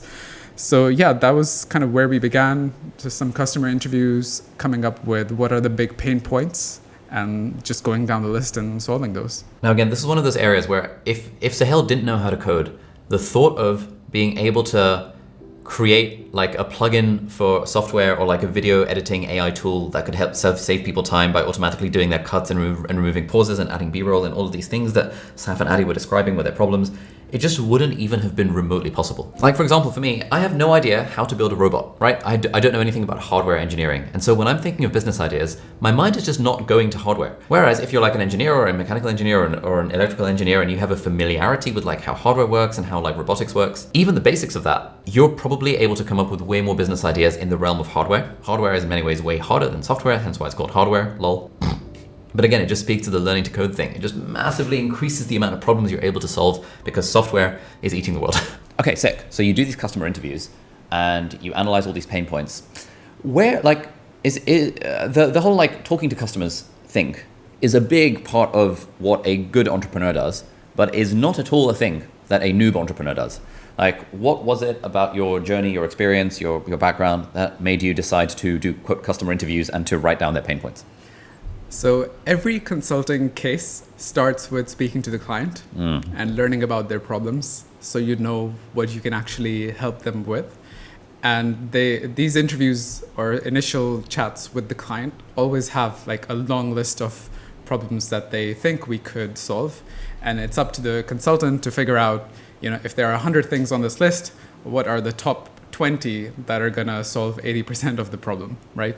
So that's where that mentality comes from. Speak to the user, figure out what they are spending time on, what they don't enjoy doing, and just go down that list and see how you can help. Nice, makes a lot of sense. Cool, so you've got these customer interviews, you define these pain points. What happens next? And now we come on to step 6, create the prototype. Next, I looked into how can I solve these pain points. And at the time, one of your editors was using Premiere Pro. One of them was using Apple's Final Cut Pro. And so I researched into both to figure out which program is easy to build plugins for or solve this problem for. And I ended up going with Premiere because more open API. I did also consider having just a new software that people can install or just access from their web browser. But speaking to Adi and Saf, one of the important things was they're already plugged into these tools that they're using in their day-to-day. And the videos they're working with are huge. They're in gigabytes. And you don't want to be uploading them just to get some processing done in your web browser. It's quite a bad workflow. So that's why I decided on building a plugin. By the way, I was not really strong at JavaScript at this point, which is what the plugin and these kinds of tools are usually based around. I was more used to Python. So I remember I used this library which converts Python commands into the JavaScript thing that plugs into the thing. Like, it was a super hacky way of doing it. It was obviously not something you can ship to a final customer, but I think it was just a couple of days after this initial chat that I already had a minimum viable, I probably wouldn't even call it viable, but like a proof of concept of a plugin that could work and could look at the timeline of your video and figure out where the silences are. And when I showed it to these guys, they were like, okay, wow, this can actually happen. So yeah, it was those first couple of days of iteration. What did like a day in your life look like for those days, those couple of days of iteration? That was quite an exciting time because I had a clear problem to solve. And I think maybe coming from the coding mindset, I knew roughly how I would go about it. Like, whenever you're building something complicated, you write down the logic of your code in just natural, plain language. Like, it's called pseudocode, right? Like, if the decibel threshold is below this, then cut out the silence, or above this, then do this. So yeah, I had that written down, and then it's just a task of implementing that. And at the time, like, coding with AI wasn't really a thing, but it was simple enough that I could just kind of do some trial and error and get a basic version to work. But it was a very exciting couple of days because I knew I had potential users I could show the thing to when I had it in place. Yeah, it's that kind of thing where, you're in school and you're studying for an exam, and if you do well, there's some kind of achievement from it. You will get, your teacher will say good work. So it was kind of like that kind of vibe where I was like, oh, if I do a good job at impressing these users, then I will feel good about the product and myself. So it was a couple of days of just working hard on something that was quite interesting. Okay, so this is different to, so someone else in your situation might think, okay, there's a clear problem here. Video editing takes too much time. Let me go into a cave for 2 years and build the perfect product. And then I will show it to the 3 video editors that I happen to know in person and let them know and get their take on it 2 years from now. Once I've built the perfect thing. What was it that made you decide to go down the, let me do a 2-day hacky job and show it to them rather than let me spend 2 years working on the perfect product? I got there the hard way. So I got there the hard way. A couple of years before this, I had worked on another product where I had done what you were describing. So I built this university application review thingy where students applying to university would write their personal statement and upload it to this website where a student from that university would review it and give them feedback and help them improve their chances of getting into that university. And I built that over like a week or 2 weeks or something like that. And at the end, I had like a barely functioning, it was kind of broken product, but I realized I have no way of selling this. Like, how do I even reach out to the people who are going to buy this? Or there's no connection I have to these students. There's no easy way for me to target them. I posted on my Facebook that, hey, I'm working on this thing. Anyone applying to university? I think I got one guy who came to the website, and yeah, that was basically the end of it. So I would say I learned about it the hard way. You don't want to be building something for weeks and weeks or months or years, and then it turns out you have no way to reach the users, or you've taken no user feedback in the making, so the product does not really solve their problem. Yeah. It was having that experience that helped me kind of do it right this way around. Yeah. We now come to step number 7, which is to recruit beta testers. So you spend 2 days hacking up a prototype, you show it to Saf and Addy, they're like, oh, sick, this is really cool. What happens next? Yeah, so I think that's when we reached out on Twitter and posted a short video where on your Twitter you were like, hey, anyone want to help us test out some AI tools for video editing? We're building some tools for Premiere Pro. And we got a wait list of people who wanted to try it out and give feedback. How many people did we get? I think we got around 200 people Yeah. signing up on that Google Forms Yeah. thingy. But then I reached out to them, and actually some of them came back and said, why are you emailing me? Yeah. Because they just forgotten that they signed up or Yeah. didn't know what they were signing up for. I think at the end, I got about 20 of them to try out the first version of this product Yeah. and start giving feedback. And this was less than a week from when we had the idea. So we had beta users like 7 days into the product. That seems kind of quick. I feel like, again, if I think of the mentality of most people I know who want to start a business, going from idea to getting it in someone's hands and having like 20 people using it in 7 days feels like absurdly fast. Most people will be spending 3 months thinking about maybe doing the idea, another 3 months thinking about maybe researching how to set up a company, another 2 years thinking about maybe talking to their HR manager about whether they have to, get permission to do the thing. It's just like a whole long ass process. Again, so what was it about you that made you decide to go like so rapid in terms of getting this done? I think it all just comes down to doing something, get a product out, and it doesn't need to be perfect. Like, people know it's a beta product. People have that kind of expectation that you're early in the game and it's not ready for release. They're not paying for it. Like, it's a free thing that they can just try out. There's nothing like it on the market at the time because like there's no AI powered tools for video editing. So it's kind of a novel thing for people to try out. Yeah, it's that kind of thing where you can just have a website or landing page and people will assume that you are doing something. You can have a website where you're solving a customer's problem where they think it's automated or done by AI or something, but actually the order comes to you and then you physically do the thing and ship the thing to them, and you make it appear more automated or professional than it actually is. But under the hood, it's actually quite hacky. I think I'd seen this in my job from before as well. When you go into the companies you are working with, as who are your clients in the consulting world, they're often on the inside. You're sometimes questioning, how does this company even work? Like, there's a lot of broken processes here and a lot of broken systems. And from the outside, these companies look very professional and they've got everything under control. But on the inside, like, nobody knows what's happening. Nobody really knows what the process is for doing X, Y, Z.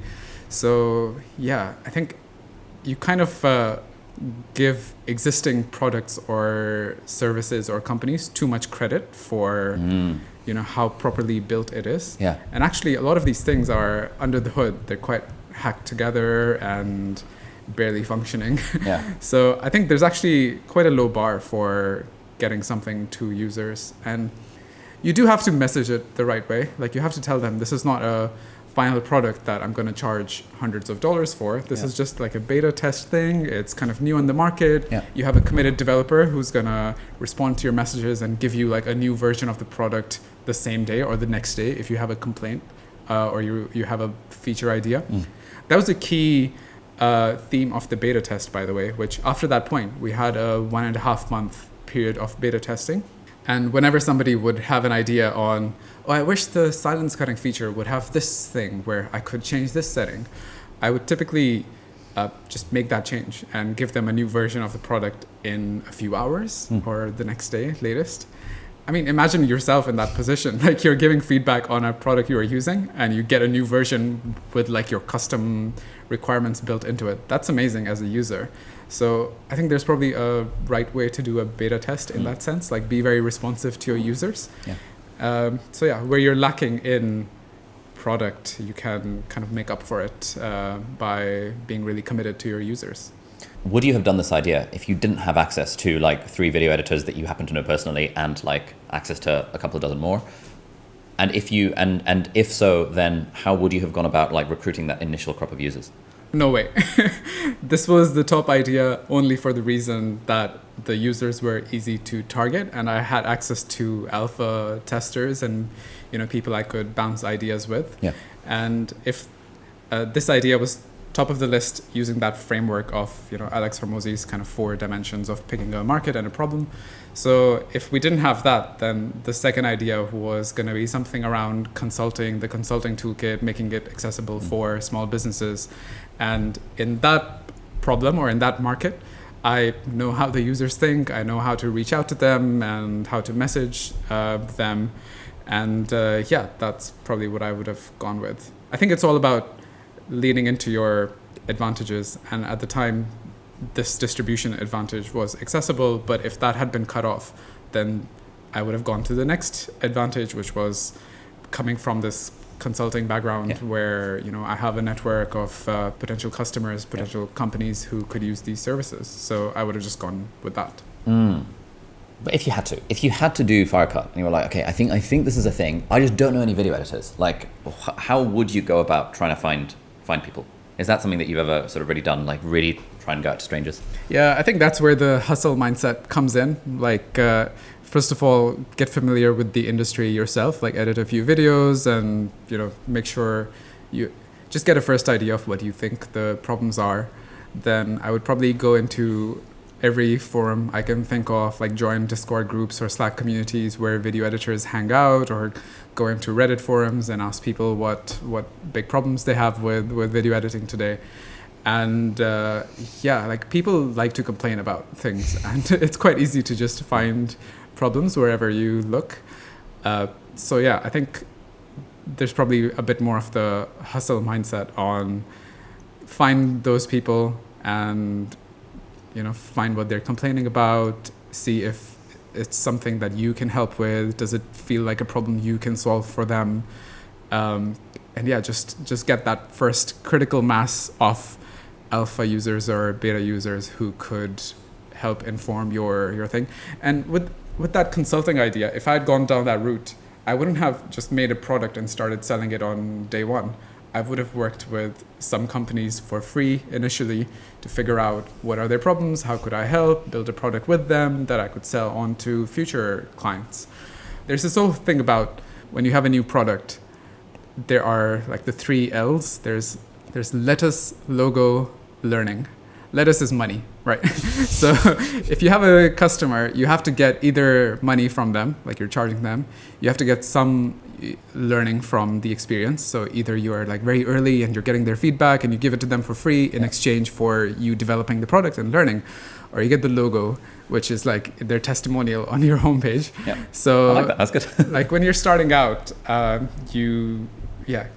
even if you're not able to charge, you get one of the other two things and kind of develop your product over time and get to a point where you can charge for it. I think these 3 L's are pretty cool. I hadn't heard this kind of framework before, but lettuce, learning, and logo. A mistake I see with a lot of people trying to start businesses is that they try and go straight for the money straight away. Whereas actually in the early days, especially if you don't have pre-existing distribution, the most important thing is to just try and get your product into the hands of real people who might be using it by whatever means necessary, and treating that as a learning experience. So in the early days, you're trying to learn, you're not trying to earn. Finally, after all of that, after these 7 steps, we finally come to step number 8, which is to actually build the product. This is again a thing that I think sort of beginner entrepreneurs and people who want to start businesses don't really appreciate, which is that building the product has come quite a long way down this list of things. The mistake that a lot of beginners make is spending sort of step 1 or 2 trying to build the product first before really trying to understand the problem that you're actually solving. Is this actually a painful problem? Before speaking to people who are actually having that problem to see, is the problem actually real, and like what more problems do they have related to the problem? Creating a prototype to validate that it's even possible to do the thing, recruiting beta testers to sort of test that you have people willing to give you feedback on the thing. At this point, after all of this stuff, Suhail is building the product. Now at this point, if you're still with us in the video, like my temptation was to cut out a lot of the stuff from this video for the sake of like retention and stuff, but I thought like the hard part about creating a business is this early process. And hearing Suhail describe the nuts and bolts of exactly what he was doing and how much he was working in the beta phase for 6 weeks and then trying to actually build the product and what that process looked like interfacing with the users on Slack and Discord, I think this is the kind of stuff where if you can get an appreciation of this is the sort of thing that it takes to build an app like this. I'm not saying this is the only way to do it. I'm not saying this is the only one way to do it. There's loads of different ways of doing this sort of stuff, but the point of this case study is to give you as much detail as possible so that, I mean, you're probably, hopefully, not building like a competitor to Firecut, but hopefully by hearing how Suhail went about this sort of thing, you can sort of copy and paste those insights and like, okay, that's what it looked like for that business. So if I apply that to my own business that I'm thinking of starting or whatever, then maybe that's what it could look like for me. Okay, so you get these 20 or so beta users, stick them in like a Discord group or a Slack channel or whatever, and then you said you had a 6-week period in beta. What does a day in your life look like during those 6 weeks, and what are you doing and how are you feeling? Yeah, so we had a Slack community with like 20 people in there, and I had this announcements channel where I would post, here's the latest version of the plugin, please try it out, give me feedback, and here's what's changed.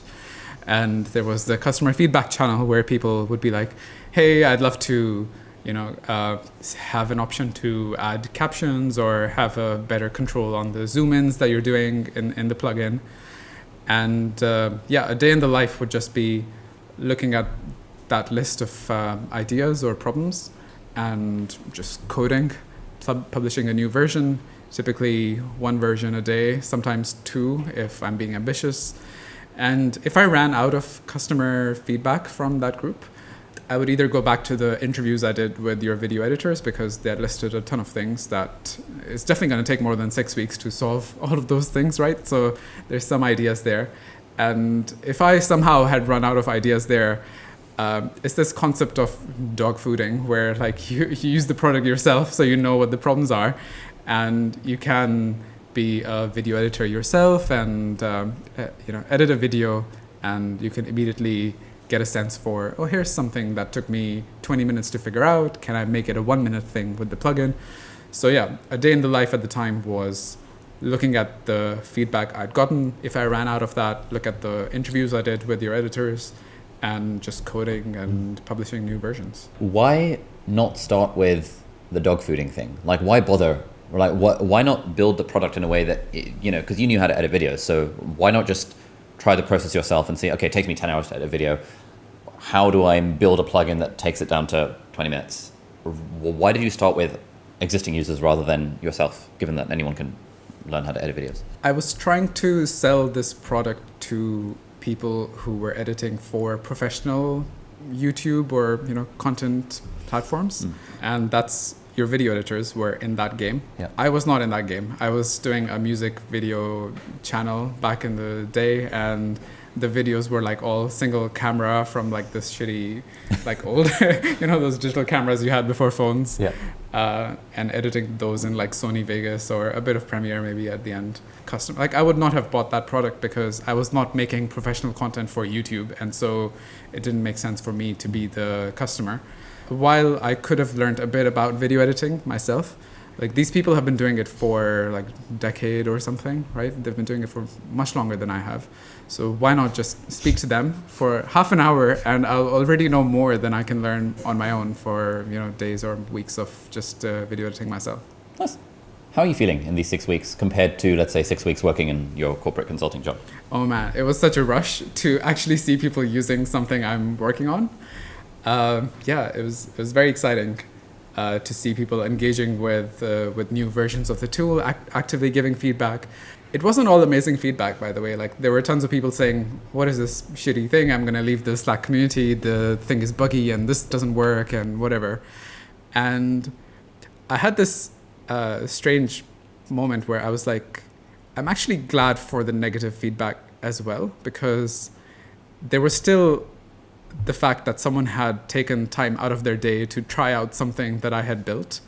That was kind of, it's kind of humbling that you're working on something and another person is taking time out of, they don't know you, but they've taken time out of their day to give it a chance and try it out. So I think even with the negative feedback, yes, it obviously helps improve the product, but just the fact that people are using the thing you are building, there's just such a rush in that, which is why I said earlier that even if it's not the most sexy idea, it's still quite interesting to have a business that's solving problems for people. Today we get so many people saying things like, "Oh, I could not live without Firecut. Like it's really changed how I do things and it saved me so much time and I've bought it for all my editors," and that kind of thing. And that's just kind of strange, man. Why are people, taking my work that seriously? It's kind of strange to be in that position. So, yeah, I think those 6 weeks were like the first time in my life where I had personally built something and people were using it, and yeah, it was a great experience. And how did that compare to how hard were you working compared to, let's say, 6 weeks in the day job? It's interesting because when I started working on this, people would ask me, "Okay, so you've left your job, and how many, what are your working hours now?" And I would be like, "They're not real working hours. It's kind of like a passion project at this stage. I'm just always working." Like 24/7. Yeah, but it's like I quit my 9 to 5 to work 24/7. Yeah. But I never really thought of it as work. I know it sounds, cliche or weird to say, but yeah, it doesn't feel as work if you are, if that work is giving you the things that give you energy. Like if it's giving you the thrill of helping people, or actually later on people were paying for it, right? So the thrill of someone's taken their hard-earned savings or their money to pay me for something. That kind of thrill, it just makes it feel like not really work. So yeah, to answer your question, like in those 6 weeks, my life was about this thing. And so what Suhail is describing at this point is step 9, which is hustle really hard to build the product. In that was summer of 23. All of my family was actually getting together back home to come together, and we actually don't all come together at the same time in the year because we're all in different countries.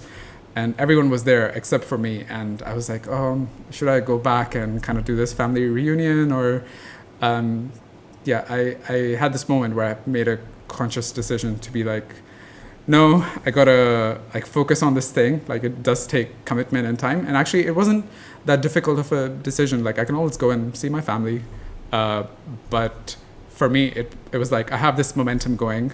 I have people in the beta testing thing. And I need to give my 100% to this idea because I've left my job for this, and there's this kind of looming deadline of, I have to make it work. I have to get some results in these 2 months. So yeah, it did require some sacrifice in that sense. And yeah, it was pretty much, that was my life for those 6 weeks. Interesting. I want to double click on this family thing. So I think a lot of people hear the idea that hey, entrepreneurship is hard. You got to work really hard. It takes sacrifices and stuff. And for a lot of people, that puts them off. A lot of people might hear that and say, shit, what if a family member had died and you missed the last chance to see them because you were grinding on this video editing plugin bullshittery. No one ever, on your deathbed, you're going to be like, oh man, I wish I hadn't worked so hard. I wish I'd seen more of my family. How do you think about that as it relates to you? And then maybe if you were giving advice to someone else who's like, should I go with the entrepreneurship route? I don't really want to make sacrifices, ... I think it comes down to your values in a sense. Like for me, it was it was important for me that I made the most of that time, and for years I'd been dreaming of building a business, and now I had a path to getting there, and I had momentum, and all the stars were aligning, and I do see so I live in a different country than my family, and my siblings are all in different countries, so I see them after like once a year kind of thing, or every other year. So it is quite an important thing to give up doing that reunion. But yeah, for me, this entrepreneur thing was years in the making, and it came to a head at that point where I knew I had to lock in.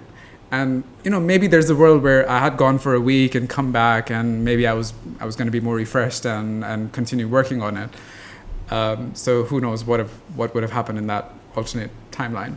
But for me, I was in that mindset of my value is that I at this moment I really think I need to lock in and make something of this opportunity. Yep. It's not gonna come around for a while, and I got to make the most of it. The choosing between your personal life and work life thing is a question that I've had to face for many years prior to this as well, because in the 5 years of consulting, that was typically like a 12-hour workday kind of job. So you have to figure out, what are the things important to you.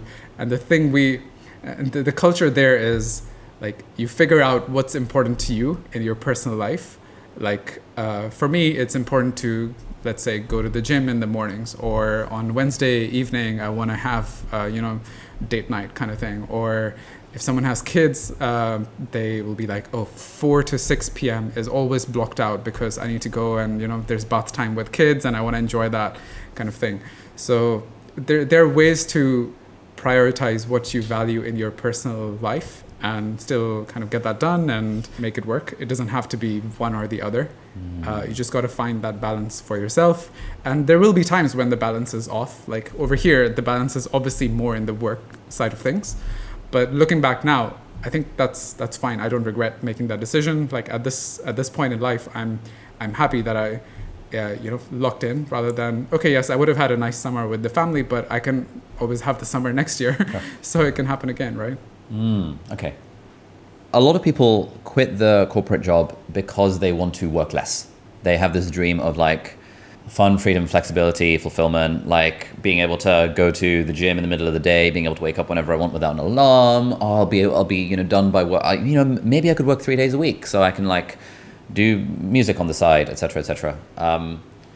What's been your experience of trading a demanding corporate job for building a $1 million plus business? I think this idea of freedom gets misconstrued quite a lot, like financial freedom. Okay, people want financial freedom, they want passive income, but I think most people think about it as freedom from. There's the idea of freedom from something, like from the job, the handcuffs from the corporate life. Whereas I think it's healthier to think about it as freedom to work on a product that I'm interested in, or freedom to go and travel the world or explore. And the from mindset, I think, is kind of, it boxes you into, I'm trying to run away from something, and I'm just kind of always trying to get away from these responsibilities that are coming after me. Whereas I think, a better way is to think about it as, okay, freedom to do something I'm interested in that will help me feel like I'm doing something interesting with my life, or will have a happier day-to-day. I don't know where I read about this freedom from and to concept. It's definitely not original, but I think that's been kind of defining for me, that if you're looking for freedom, what are you going to use it for? Like you go spend a week on a beach, you're going to be bored at the end of it. There's like this meme of developers, when you're in the job, you just want to be at a beach, and when you're at a beach, you just want to open your laptop and start coding, kind of thing. So like what is the freedom that you want in terms of what do you want to do with that freedom? I think the kind of thought experiment is, okay, if you have financial freedom, like if you have $1 million or $2 million in the bank, what are you going to do with your life? Like, what will your day-to-day look like? And I think you'd be surprised at what your answer to that would be. Like, you could say, I would just want to chill, in the mountains or on the beach, but that gets kind of boring after a while. So yeah, I think it's all about freedom to do the things that are actually genuinely interesting, will give you the mental stimulation, and will continue your growth in the areas of life that you want to grow in. What's your answer? Oh shit. What's your answer to that question? Let's say you had, I don't know, 50 million in the bank and you can do whatever you want. How do you spend your time? Yeah, I thought about this recently, where a friend I was speaking to was like, do you want to sell the business? Do you want to just continue growing the business? What's your end game? And I think my answer is that I want to be creating products and services that help people and solve problems for them. So not necessarily in like a fully charitable kind of I'm just this good guy trying to do altruistic things, but just I want to be working on problems that I want to be working on products that help people with problems they're facing in life. And so yeah, my answer to that is, if I had that money, I would probably still be working on a new startup idea or something, because for me, it's always very thrilling to be, the first few days of a new project are the most exciting, because you're suddenly experimenting with new technologies or a new problem and you're solving something. And yeah, I think I would just be chasing that thrill over and over. And you see that with people who have sold businesses. Like, they just go on to make a new business because that's how they kind of feel the thrill, and that's how they grow and learn. So yeah, I think my answer would be I would build something new. So around this time, as Suhail was in this process of like hustling really hard to build a product, like I remember I had 1 or 2 coffees with him and we went out for like lunch or dinner a couple of times. And I was just amazed as to just how much he was working. Like, his wife was telling me that basically he would wake up and he would be on the computer basically all day from the moment he got up till the moment he slept. So he was working like, I don't know, like 16, 17 hour days just to get this thing off the ground initially. And even the thing around like sacrificing like a family holiday in order to grind on the business. Like, again, I'm not saying that you should do that. Like, everyone needs to make their own choices depending on their own values. But I think it's worth hearing the sort of sacrifice that Suhail had to make in those early days. And again, what's interesting is that, when you speak to people who have started businesses, usually that initial state of like grinding on the thing, once you have a little bit of momentum with an idea, suddenly like it's the most exhilarating thing in the world to just lock in and just work on the thing like super focused, because you can feel that there's a little bit of a fire going and you don't want to lose the momentum. Honestly, those early days of building a business, whenever I'm in the early days of something, I'm in that lock-in mode, like in the early days of growing my YouTube channel, or in the early days of like building one of our courses or my old business, helping people get into med school. Like, it's just so exhilarating when you've got that sort of thing to work on. And so if you're at this point in the video and you're maybe worried that like, it feels like a lot of sacrifice, I'm not sure if I really want to do this, like, I would say probably just give it a go and see how you feel about it, because like most entrepreneurs I speak to, those early days of locking in on the thing are the thing that they sort of reminisce about as being like the good old days. All right, so we now come to step number 10, which is to launch the product. Cool, so you've got this sort of 6-week beta period where you're like grinding from dawn to dusk to get this thing out, but it doesn't feel like work, it feels like play, because you're like loving it and you've got these like handful of users that are giving you feedback and all of this sort of stuff. What happens next? So in this beta, because I was developing it over time, there were a couple of people who joined that beta who actually had like Instagram channels, TikTok channels, where they talk about video editing tips. And they reached out saying, hey, can I talk about this tool that you're working on?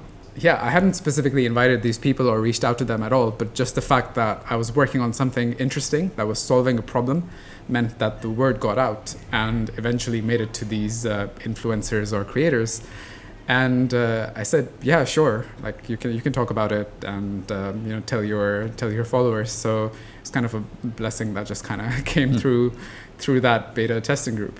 And then I remember he asked me, okay, what's the product called? And I'm like, I don't have a name for it yet. At the moment, I think at the time we were calling it codename like Edit AI or something. Yeah.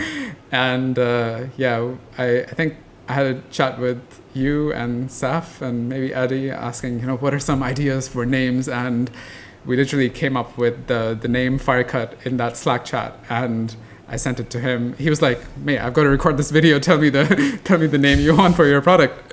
So it was a bit of a pressure to name it quickly. And he made a video. I said, can you link to this waitlist thing? So that creator made a video, another Google Forms link, and we got quite a big waitlist out of that. There were, I think, almost 1,000 people on that waitlist, which is incredible. And then I scheduled a launch where at like 12 p.m. GMT, I emailed everyone on that waitlist. I was so nervous pressing the go button on that email because it's like 1,000 people are just getting spammed by me now. But immediately we got a few dozen signups of people signing up to a free trial. I'd integrated with Stripe at the time as a payment processor. I had a few dozen people sign up to a free trial. Still no revenue yet. 2 weeks later is when the first trials kind of hit, and I had that day marked in my calendar, like, oh, this is when we find out if it actually will sell or not. There was this kind of very nervous period of these 2 weeks where we had the first free trial users convert to paid, and I think that was quite a big moment. The first few dollars you get from the internet is quite a defining moment, because now suddenly it's like, oh yeah, you can actually make money on the internet. And I've made this product. Now all we need is more people to hear about it, and there's a flywheel that's spinning because we have these initial users. And it's that idea of divorcing time from wealth, from the millionaire fast lane, where you don't continue to spend hours and hours for every single sale. The software is built. Now people just sign up to the website and buy the software. So how much money did you make on the first day? So 2 weeks after launch day, first day we made $300 US. $300 US? So like 10 people converted, or how much was it at that time? At the time, it was $24 a month was the pro plan. And how did you land on that pricing? I don't know. I think I looked at other tools that were solving video editing pains for users, and they were typically in the $10 to $30 kind of range. Just went with $24 to begin with. Yeah. It was kind of random. Yeah. So how many people signed up to a trial, and then how many of them completed the trial versus didn't complete the trial? Yeah, from the trial, I think we had around 30-40% conversion initially in the first couple weeks, and that's typically higher than we usually see. I think it's around 25% like long term. Yeah. But the 30 to 40, it was a bit higher because I think people coming in from the beta test, and it was a bit of a warm lead through this one affiliate who was creator who was talking about it. It was about probably 30 to 40%. Nice. And so how did it feel when $300 hits your Stripe account? It all feels real suddenly. I didn't even have a business bank account at the time because I was like, I'm not going to make any money yet. It suddenly becomes real. To be honest, it did feel real before that, of course, because people were using the product. You don't need to hit that first, dollar of revenue to get that thrill. Yeah. But the fact that someone is now voting for it with their money, with their hard-earned cash to pay you for something, it suddenly puts a number on your value to the person, or at least a lower bound on the value. Maybe they would have paid more. It feels like it's a big milestone in validation that someone's paying you money for this tool. Okay, we now come to step number 11, which is to hustle really hard to grow the product. And this is Suhail's journey to $10,000 a month in monthly recurring revenue. So then what happened next? So from that point, it just continued growing slowly over the next couple of months as more people heard about it from friends who were using the tool. Because this initial creator had posted about it and we'd gotten some first few users, I thought maybe this is a channel that can work for marketing. This affiliate marketing is a thing, right? So I started emailing other creators to see if they would like to make a video I figured out a percentage cut that we could give them, and in exchange for talking about the product, and give them affiliate links that would track conversions, all of that kind of thing. And the first couple of months were slowly growing that channel. And there's this great book called Traction, which talks about Traction by Gabriel Weinberg, who is the DuckDuckGo founder. Oh, I haven't read that one. Read Traction by Gino Wickman. Yeah, there's a different one. Yeah. This one is all about finding marketing channels that work for your business. And he has a very systematic approach of how to go about finding the ones that work. The affiliate marketing thing, it just kind of came organically to me in that beta test by this creator who wanted to talk about the product. Yeah. And I thought if he wants to do it, maybe other creators want to talk about it as well. So I started reaching out to them by just DMing them on Instagram or TikTok, or just emailing them from their YouTube channel details. And that's how I got a few more lined up to make videos. Like how many people are you reaching out to? Like how many people each day? What's your can you give us a sense of what this actually looks like in practice? Yeah, it wasn't a lot of people. I was kind of just searching for keywords like Premiere Pro editing tips kind of thing on all these platforms, and like manually on your phone, just on the toilet, trying to find Premiere Pro editing videos on Instagram. Okay, nice. Exactly. I had this Google sheet where I would just add in the links and emails, and I would then reach out to them from my Gmail thingy.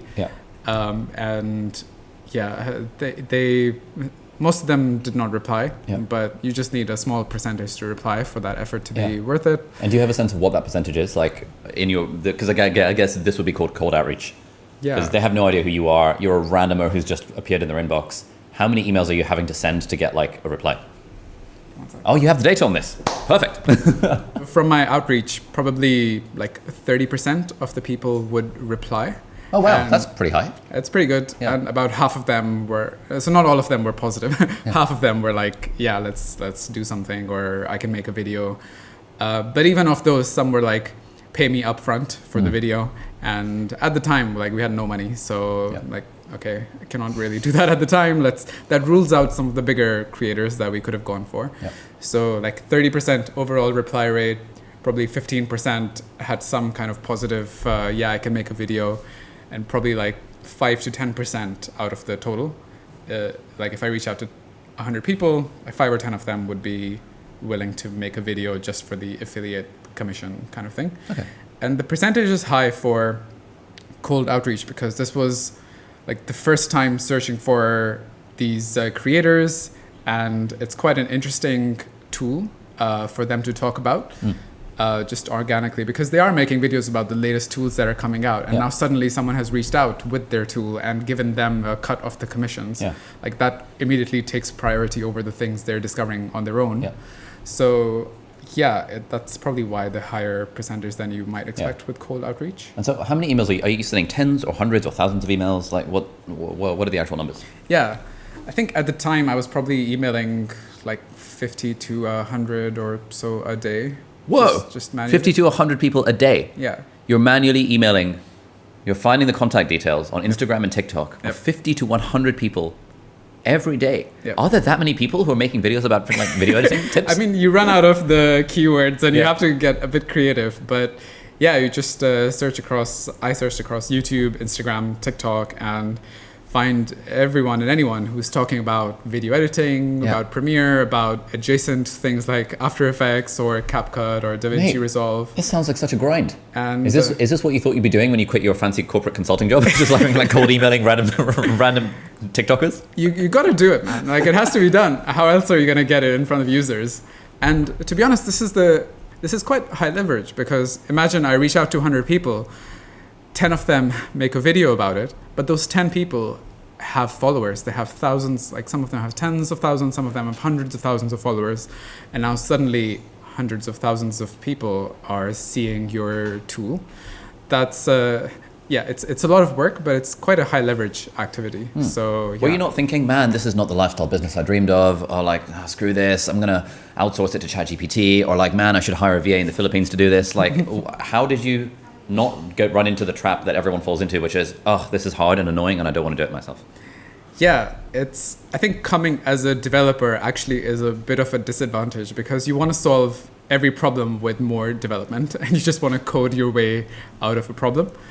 And in this case, I really struggled with balancing development and marketing. And I remember a time where I was like, okay, Monday is development, Tuesday is marketing, Wednesday is development, and so on, just alternating until something works.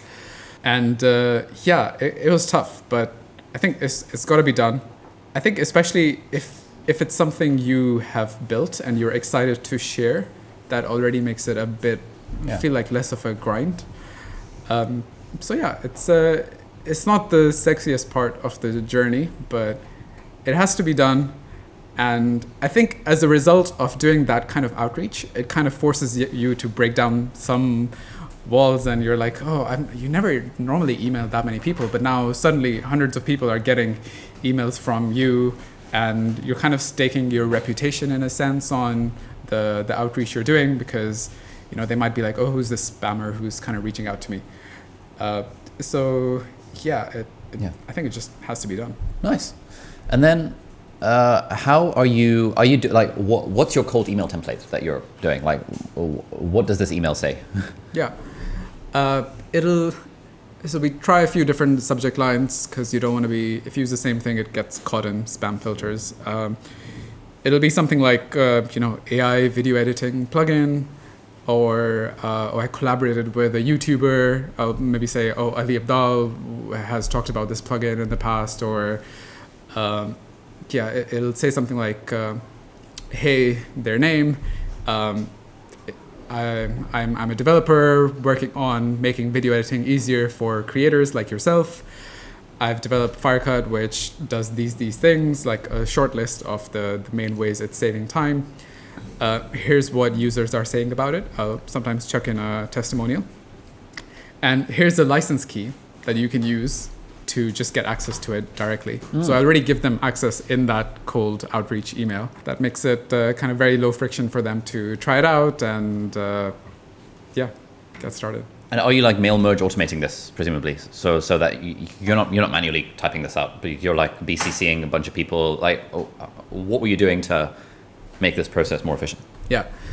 So day one was like manual, and that kept up for quite a while. Like I was just copy pasting into new email in Gmail and just put the thing in. And you just like from your Gmail email address? Yeah, no. So I say Gmail. It's Google Workspace for the Firecut. Yeah. Email. So you had like Suhail at Firecut.ai kind of thing. Yeah.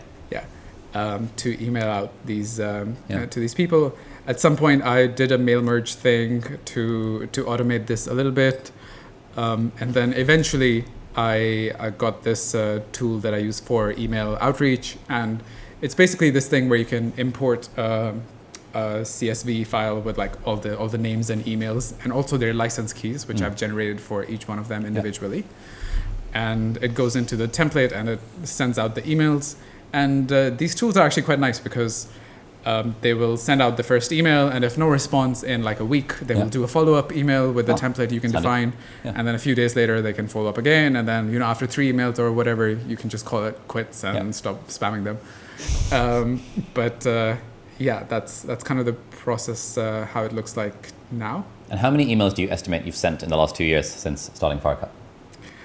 Probably in the thousands.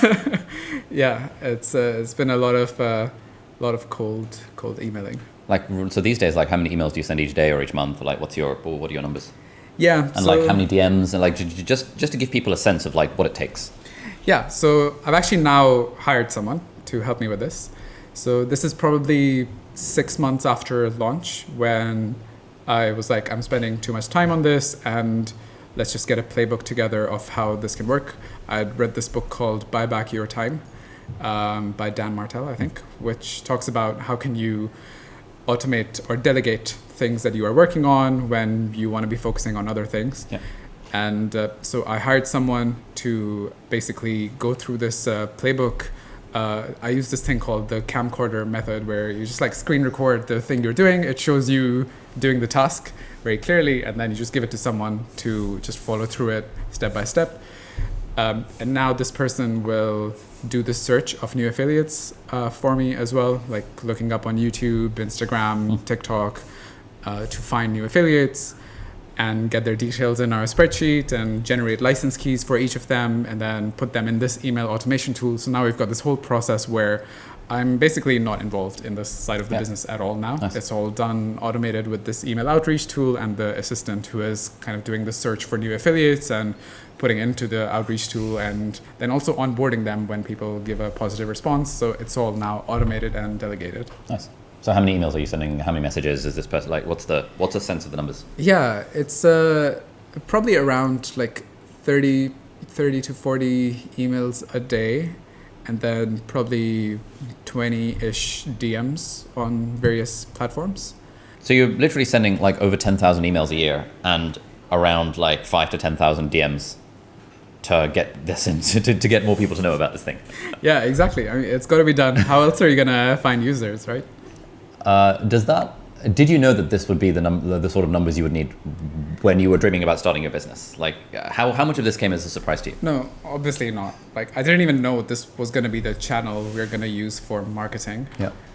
There are so many other options. Like, you can just run ads. You can do, depending on your business, you can do offline advertising on billboards and stuff. So, yeah, obviously, I had no idea how many people I'd be reaching out to, or even that I would be doing this channel of affiliate marketing.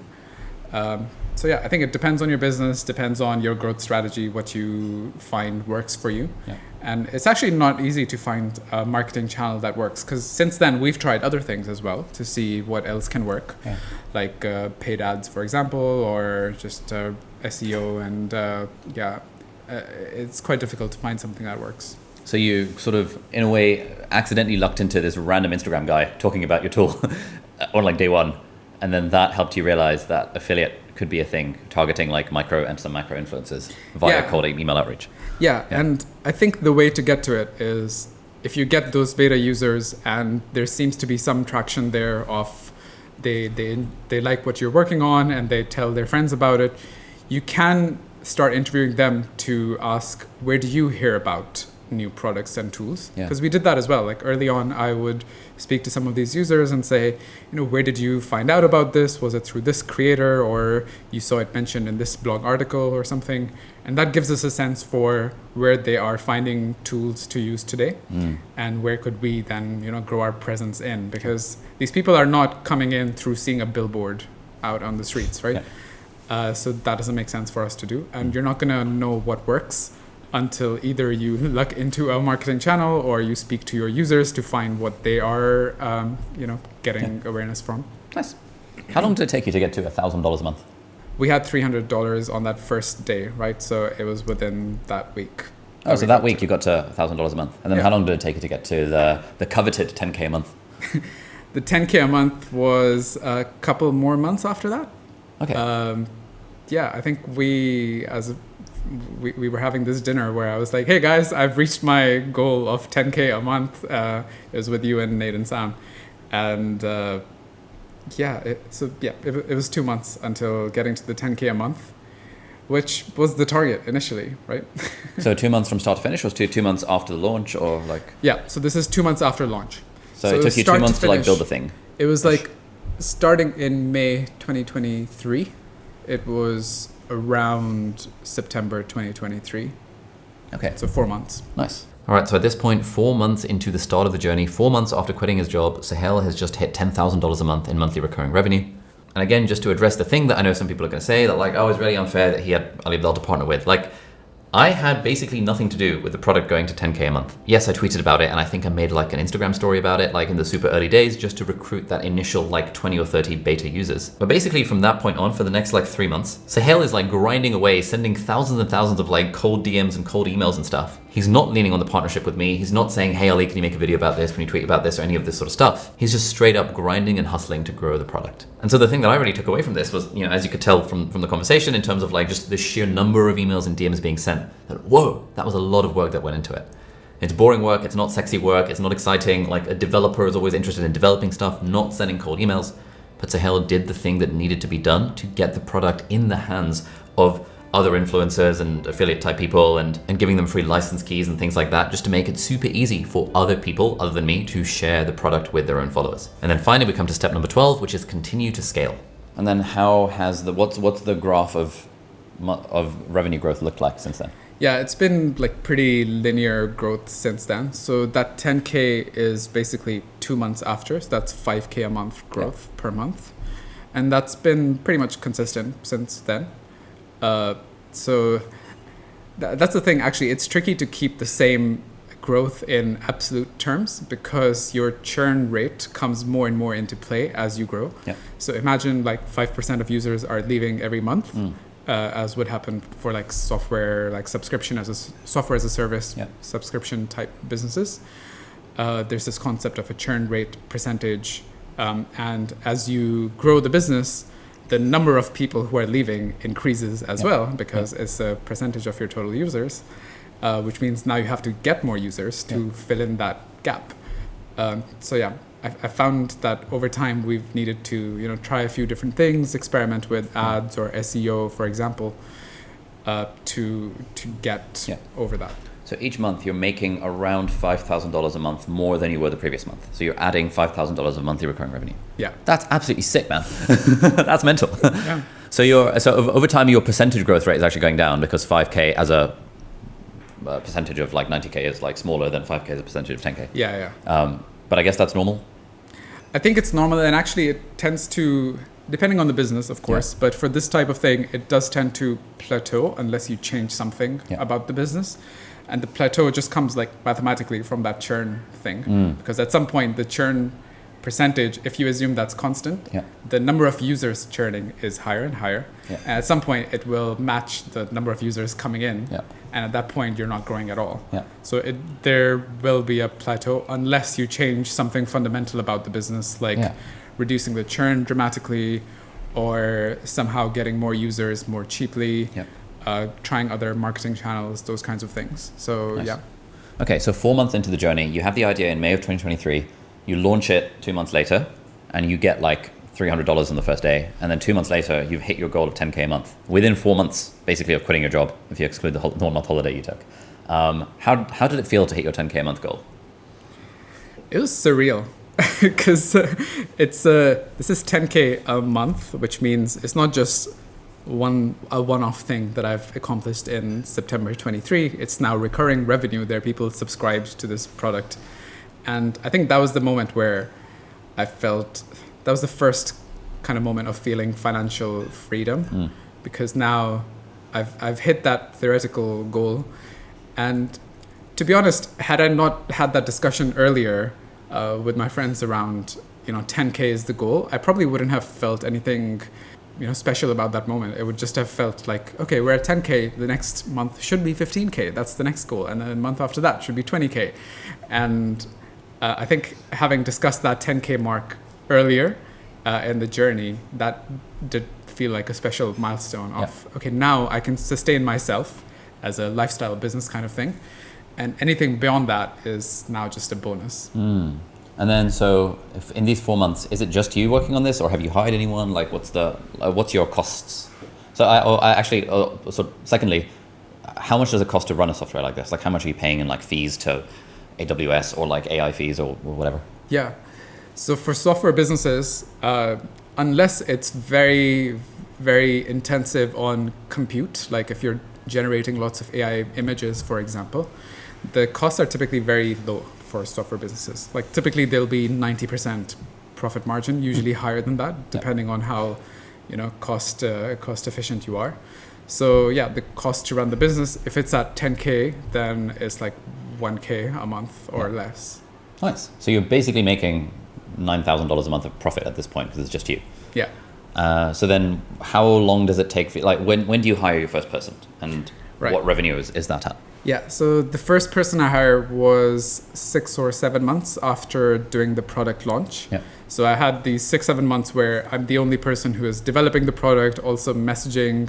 Like I probably couldn't keep up the 50 to 100 emails for that sustained period. It was probably fewer over time.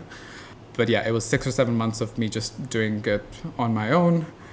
And that's when the kind of reaching out to affiliates thing, I was like, I have it down to a T, what needs to be done. I know the exact steps, and I can just show this to someone else to do it for me.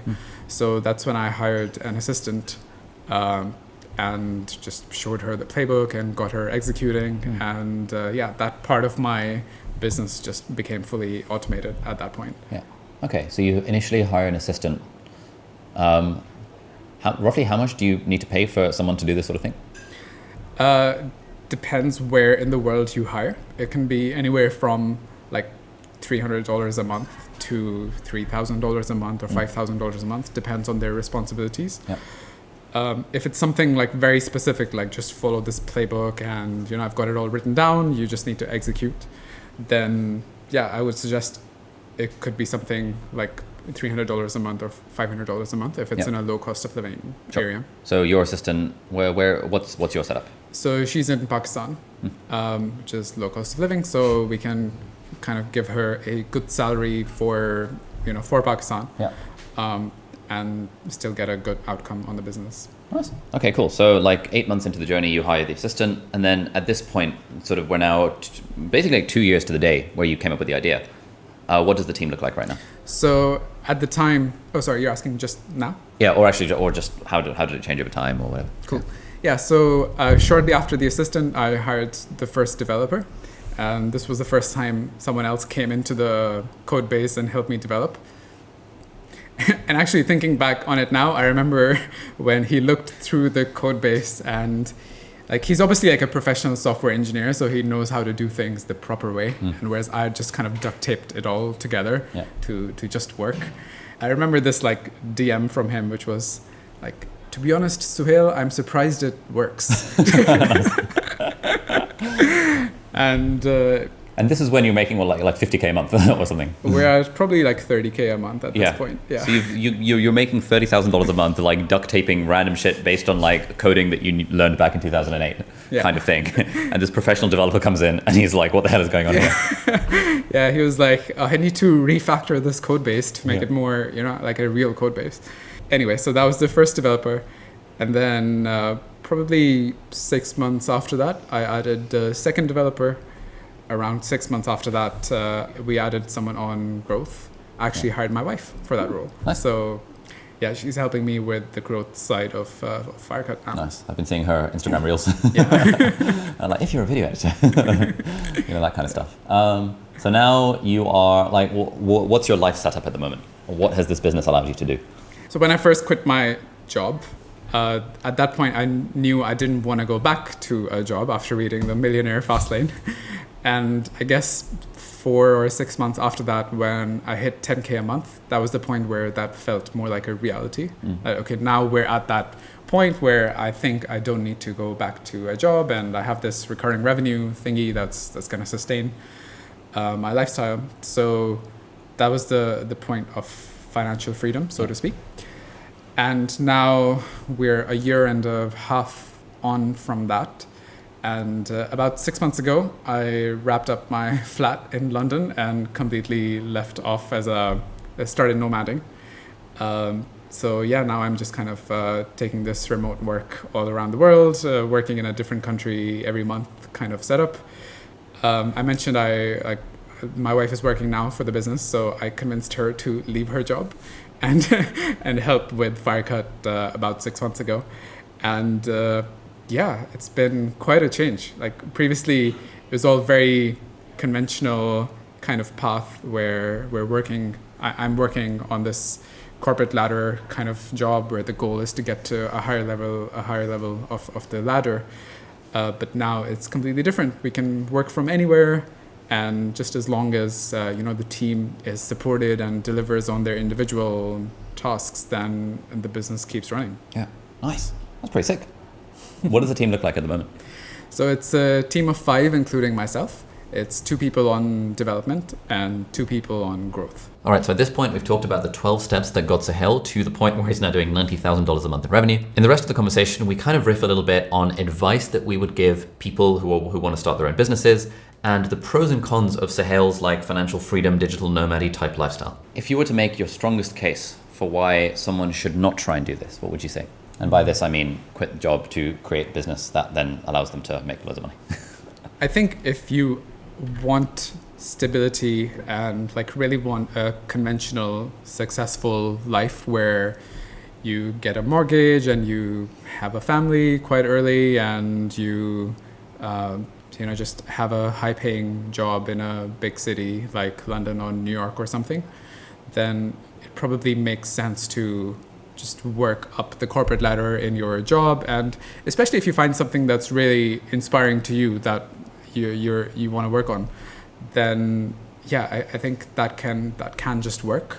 And like I always think, if I had gone into an engineering role instead of management consulting after university, if I was working in Silicon Valley for some of these big companies, I would probably be less likely to go off and do my own thing, because salary would be higher, of course, but also I would be working on more interesting problems. And if I'm getting that out of my day job, then there's no real drive to make my own business. And I'm naturally quite risk averse, so I think it would have been an even bigger leap from that to make my own business. So I think if you're happy with your job, if you want to settle down and you kind of know what you want in life, then you don't need to be, not everyone needs to be an entrepreneur. But I guess I had that drive in me from an early stage, and I couldn't make it work for several years before finally quitting my job. So I think I had it building up inside me for a while. So it kind of made sense for me to go off and do it. What would you say to, let's say you're speaking to your former self who has you've got a year of runway, and you're deciding, do I take the plunge? Do I quit my job for a year to give this business thing a go? I don't know what ideas I'm going to pursue. I don't know I'm just going to invest in myself for a year. What would you say to the person who's on the edge of making that sort of decision? At the end of the day, if you think that the worst case is the current situation, then you might as well just take a plunge, right? In my case, I knew after a few months or a year, if it did not work out, I can just go back to a consulting job. Or if I'm a doctor or an engineer or something, then those jobs are still gonna, they're gonna be there. You can always go back to it. I'm already in the worst case. It can only get better from here. I'm already at rock bottom in my corporate job. Can't get any worse than this. But for me, it was there was only an upside, and the downside was I would eat into a year of savings, or maybe I would be a year behind in my career. But I've got a 40-year, 50-year career. In the long-term view, it doesn't really change much that if I've taken a year out to invest in myself. And to be honest, if things had not worked out, I would then be able to go back and really focus on the corporate job, because now I'm okay, I did give that thing a try. It didn't work. And actually, I felt, unsafe in that kind of setup, and I would much rather have a stable job. Then having that experience would, I think, give me more of a drive in my day-to-day job, knowing that that's intentionally, I can be intentional about it. That is what I want to do in my day-to-day. What are the things that keep you up at night these days? I think as the business grows, there is kind of more and more that I'm responsible for. Because now there's a bigger team, and obviously I feel responsible for making sure they are having the best learnings that they can have. They have a stable job at this company.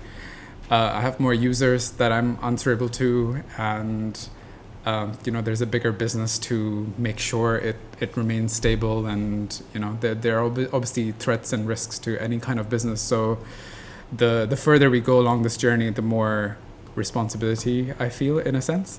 So I think those kinds of things keep me up at night. But to be honest, those are good problems to have.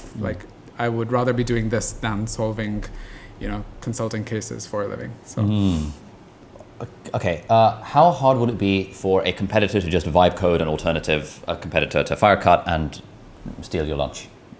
I think AI has definitely made coding and making new apps and stuff like this more accessible. But I mean, if we talk about my journey, I had that first like bare bones prototype working in a few days that I showed to your editors. So it was never that far away from like someone who knew development to be able to make something of the sort. The kind of magic sauce came from the beta test where people were giving feedback, and I was actually making the solutions or solving the problems that people were facing. And even after launch, like up to this day, we ship improvements to the product every week or every couple of weeks, because there's always more to be done. There are more bugs coming up, or there are more requests from the user because they've seen this new style of captions on Instagram. They're like, oh, I wish I could do this in Firecut. So we have to ship a new version of captions, for example. So yeah, I think it's definitely made things a lot more accessible for people. And I encourage anyone who wants to go and use AI to help them get up the learning curve a bit more quickly. Don't use that as an excuse to not speak to users, and really go about the process of figuring out what the problem is and creating solutions to problems that exist, rather than just vibe coding something for the sake of it and then trying to find users later.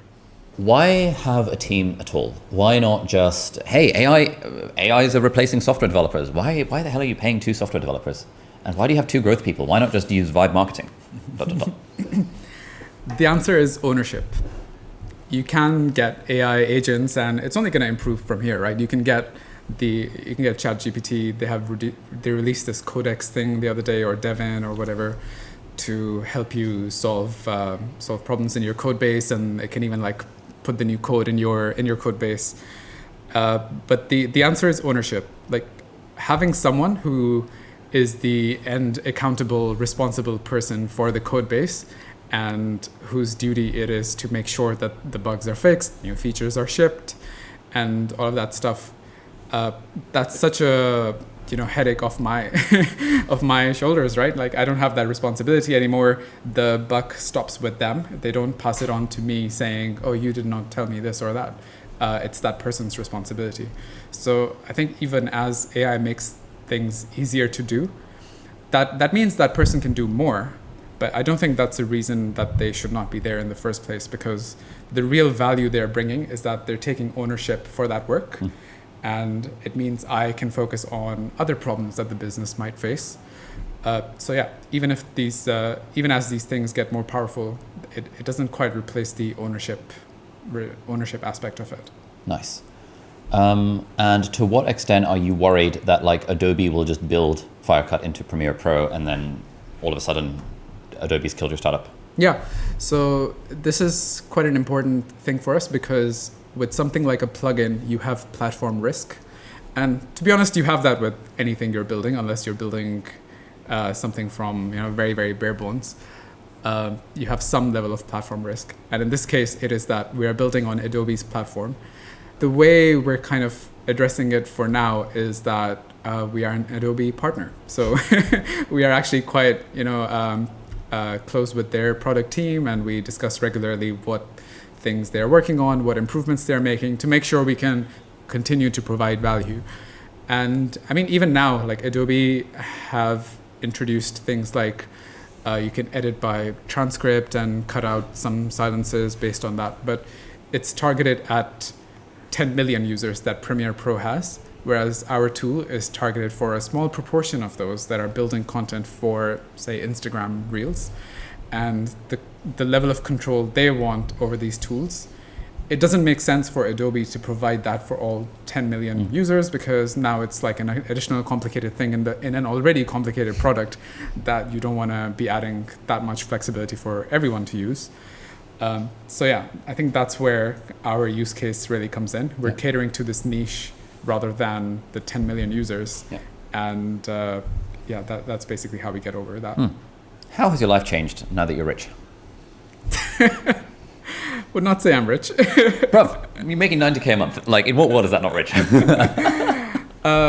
Okay, so there's definitely an element of financial freedom and flexibility.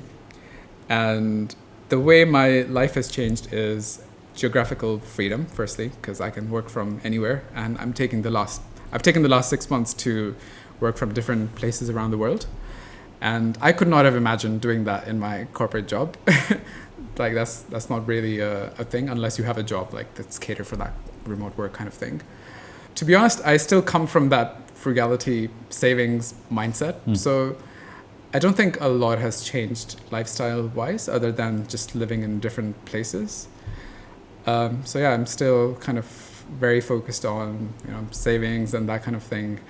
And it's quite a risk to let your lifestyle get inflated as a result of making more income, because now you become, when your wants turn to needs unnecessarily, then you're never going to reach a point where you're happy with what you have. So there needs to be some element of, okay, I have enough, and what's important to me, geographical freedom is important to me, I'm doing that, and, you know, I'm staying fairly, you know, in like nice apartments where I have a place to work, kind of, I have a WeWork subscription, so I can go and find a workplace to work wherever I am.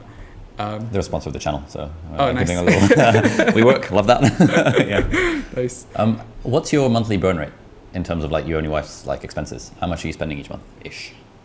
Probably around 5K a month. Okay, 5K USD. Yeah. Nice. That's very good. Yeah. So you're earning 90K, and then obviously you're paying for salaries and stuff, but like it's software, and so the margin's still probably quite good. You're only spending 5K, so you're putting a lot into savings and or investments, and paying tax on them in the UK and stuff, right? Yeah. Yeah. I don't need to spend more Yeah. to be, you know, satisfied with my lifestyle, so I'm happy with that. Nice. Yeah. So what's next? You hit your 10K a month goal a long time ago. You're now officially a millionaire. Congratulations. Like, what's next? I think that initial drive is still there of helping users save time or making a tangible improvement to someone else's life to the point that they are giving you money for it. That's a strong validation point. And I think that feedback loop has only strengthened my drive to continue doing that for people. So I think the future is basically building on the platform that we have. That's the new unfair advantage that we have, which is we have a platform where creators and video editors are already coming to our website and using our product. So what else can we do to help the same type of users? Can we build more products for them, for example? Could we help users who don't have Premiere necessarily or edit just in their web browser, which we're building Firecut Shorts for, to help you do short form content editing?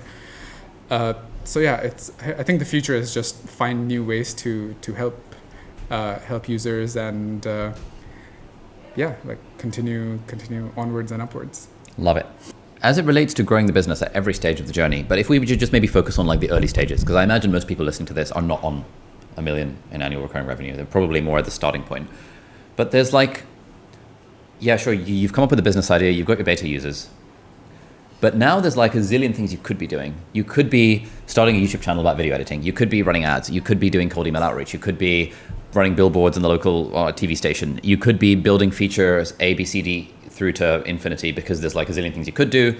You could try and build a plugin for Final Cut. You could build a plugin for DaVinci Resolve. You could build a web version of the app. There's all sorts of things you could be doing. How do you figure out what you and or your team should actually work on? Yeah, I think prioritization is quite an important skill to learn early on when you have to be resourceful and, you know, frugal with where you spend your time. And I think with Firecut, it kind of came down to there's a kind of critical, urgent category of things that just need to be done. Like if the latest version of the plugin has a bug that means our most used features cannot work, then that comes first before anything else. But then there's this growth category of things where, yes, I could do cold emailed outreach, or I could start running ads, or I could experiment with new marketing channels.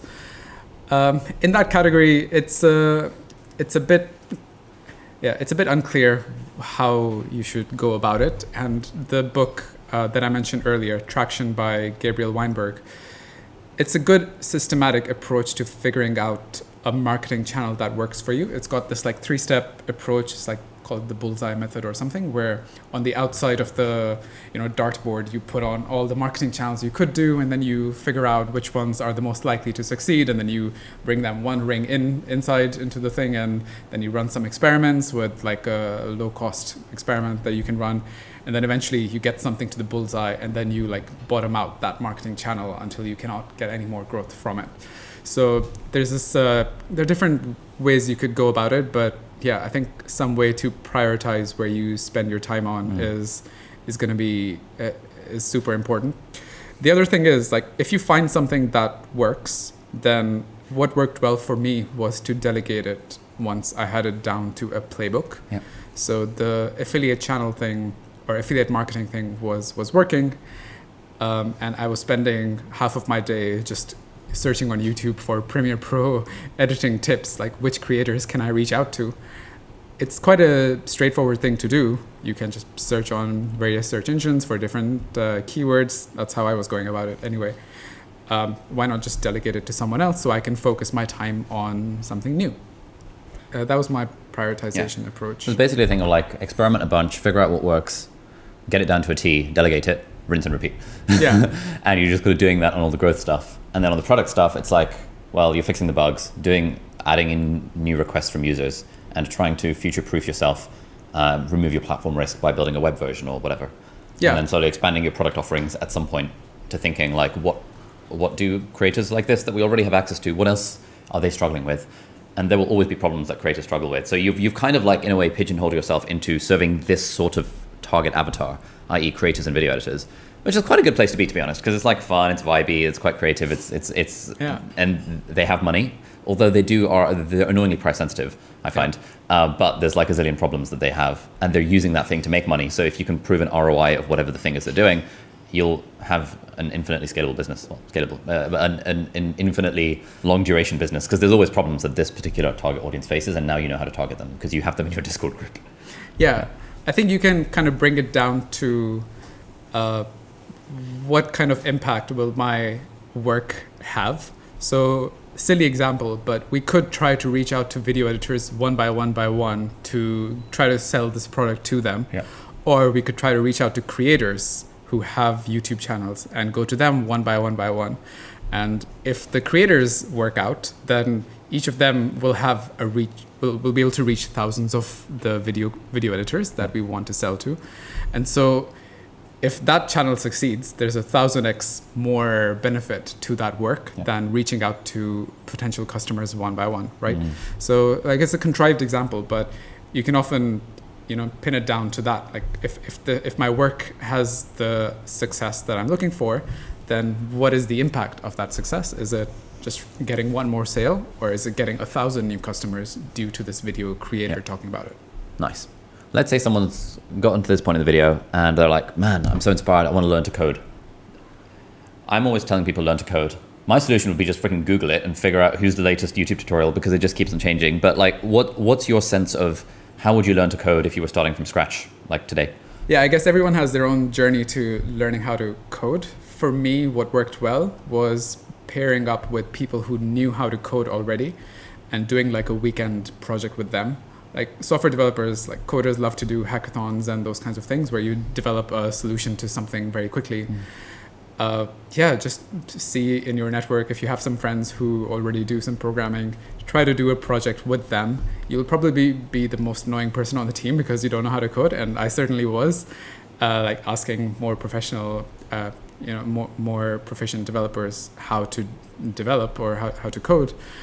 But yeah, for me, doing it as part of a team for a specific project, even if it was a few days long, was the turning point in my journey. Yep. And I think more so than teaching you the coding frameworks, it teaches you the impact you can have with the products you are building. So if within a few days you're able to hack together a project with some friends, then that suddenly now opens up a new category of things you can work on. Yep. It kind of shows you that I could work on this problem for a few days, and I could come up with this website that solves this problem. And what if someone's like, but I don't have any friends, or I don't have any friends who know how to code? What then, Suhail? I mean, surely there are loads of coding. There are loads of platforms for learning how to code where you can just like go through a few exercises and build some example apps. Like learning by doing is the way to go here for sure, because otherwise you can just get bogged down in theory. So my example of pairing up with people to come up with a project to work on was one way of doing it. You can do it solo as well. Just go to some of these learning platforms, do it for yourself.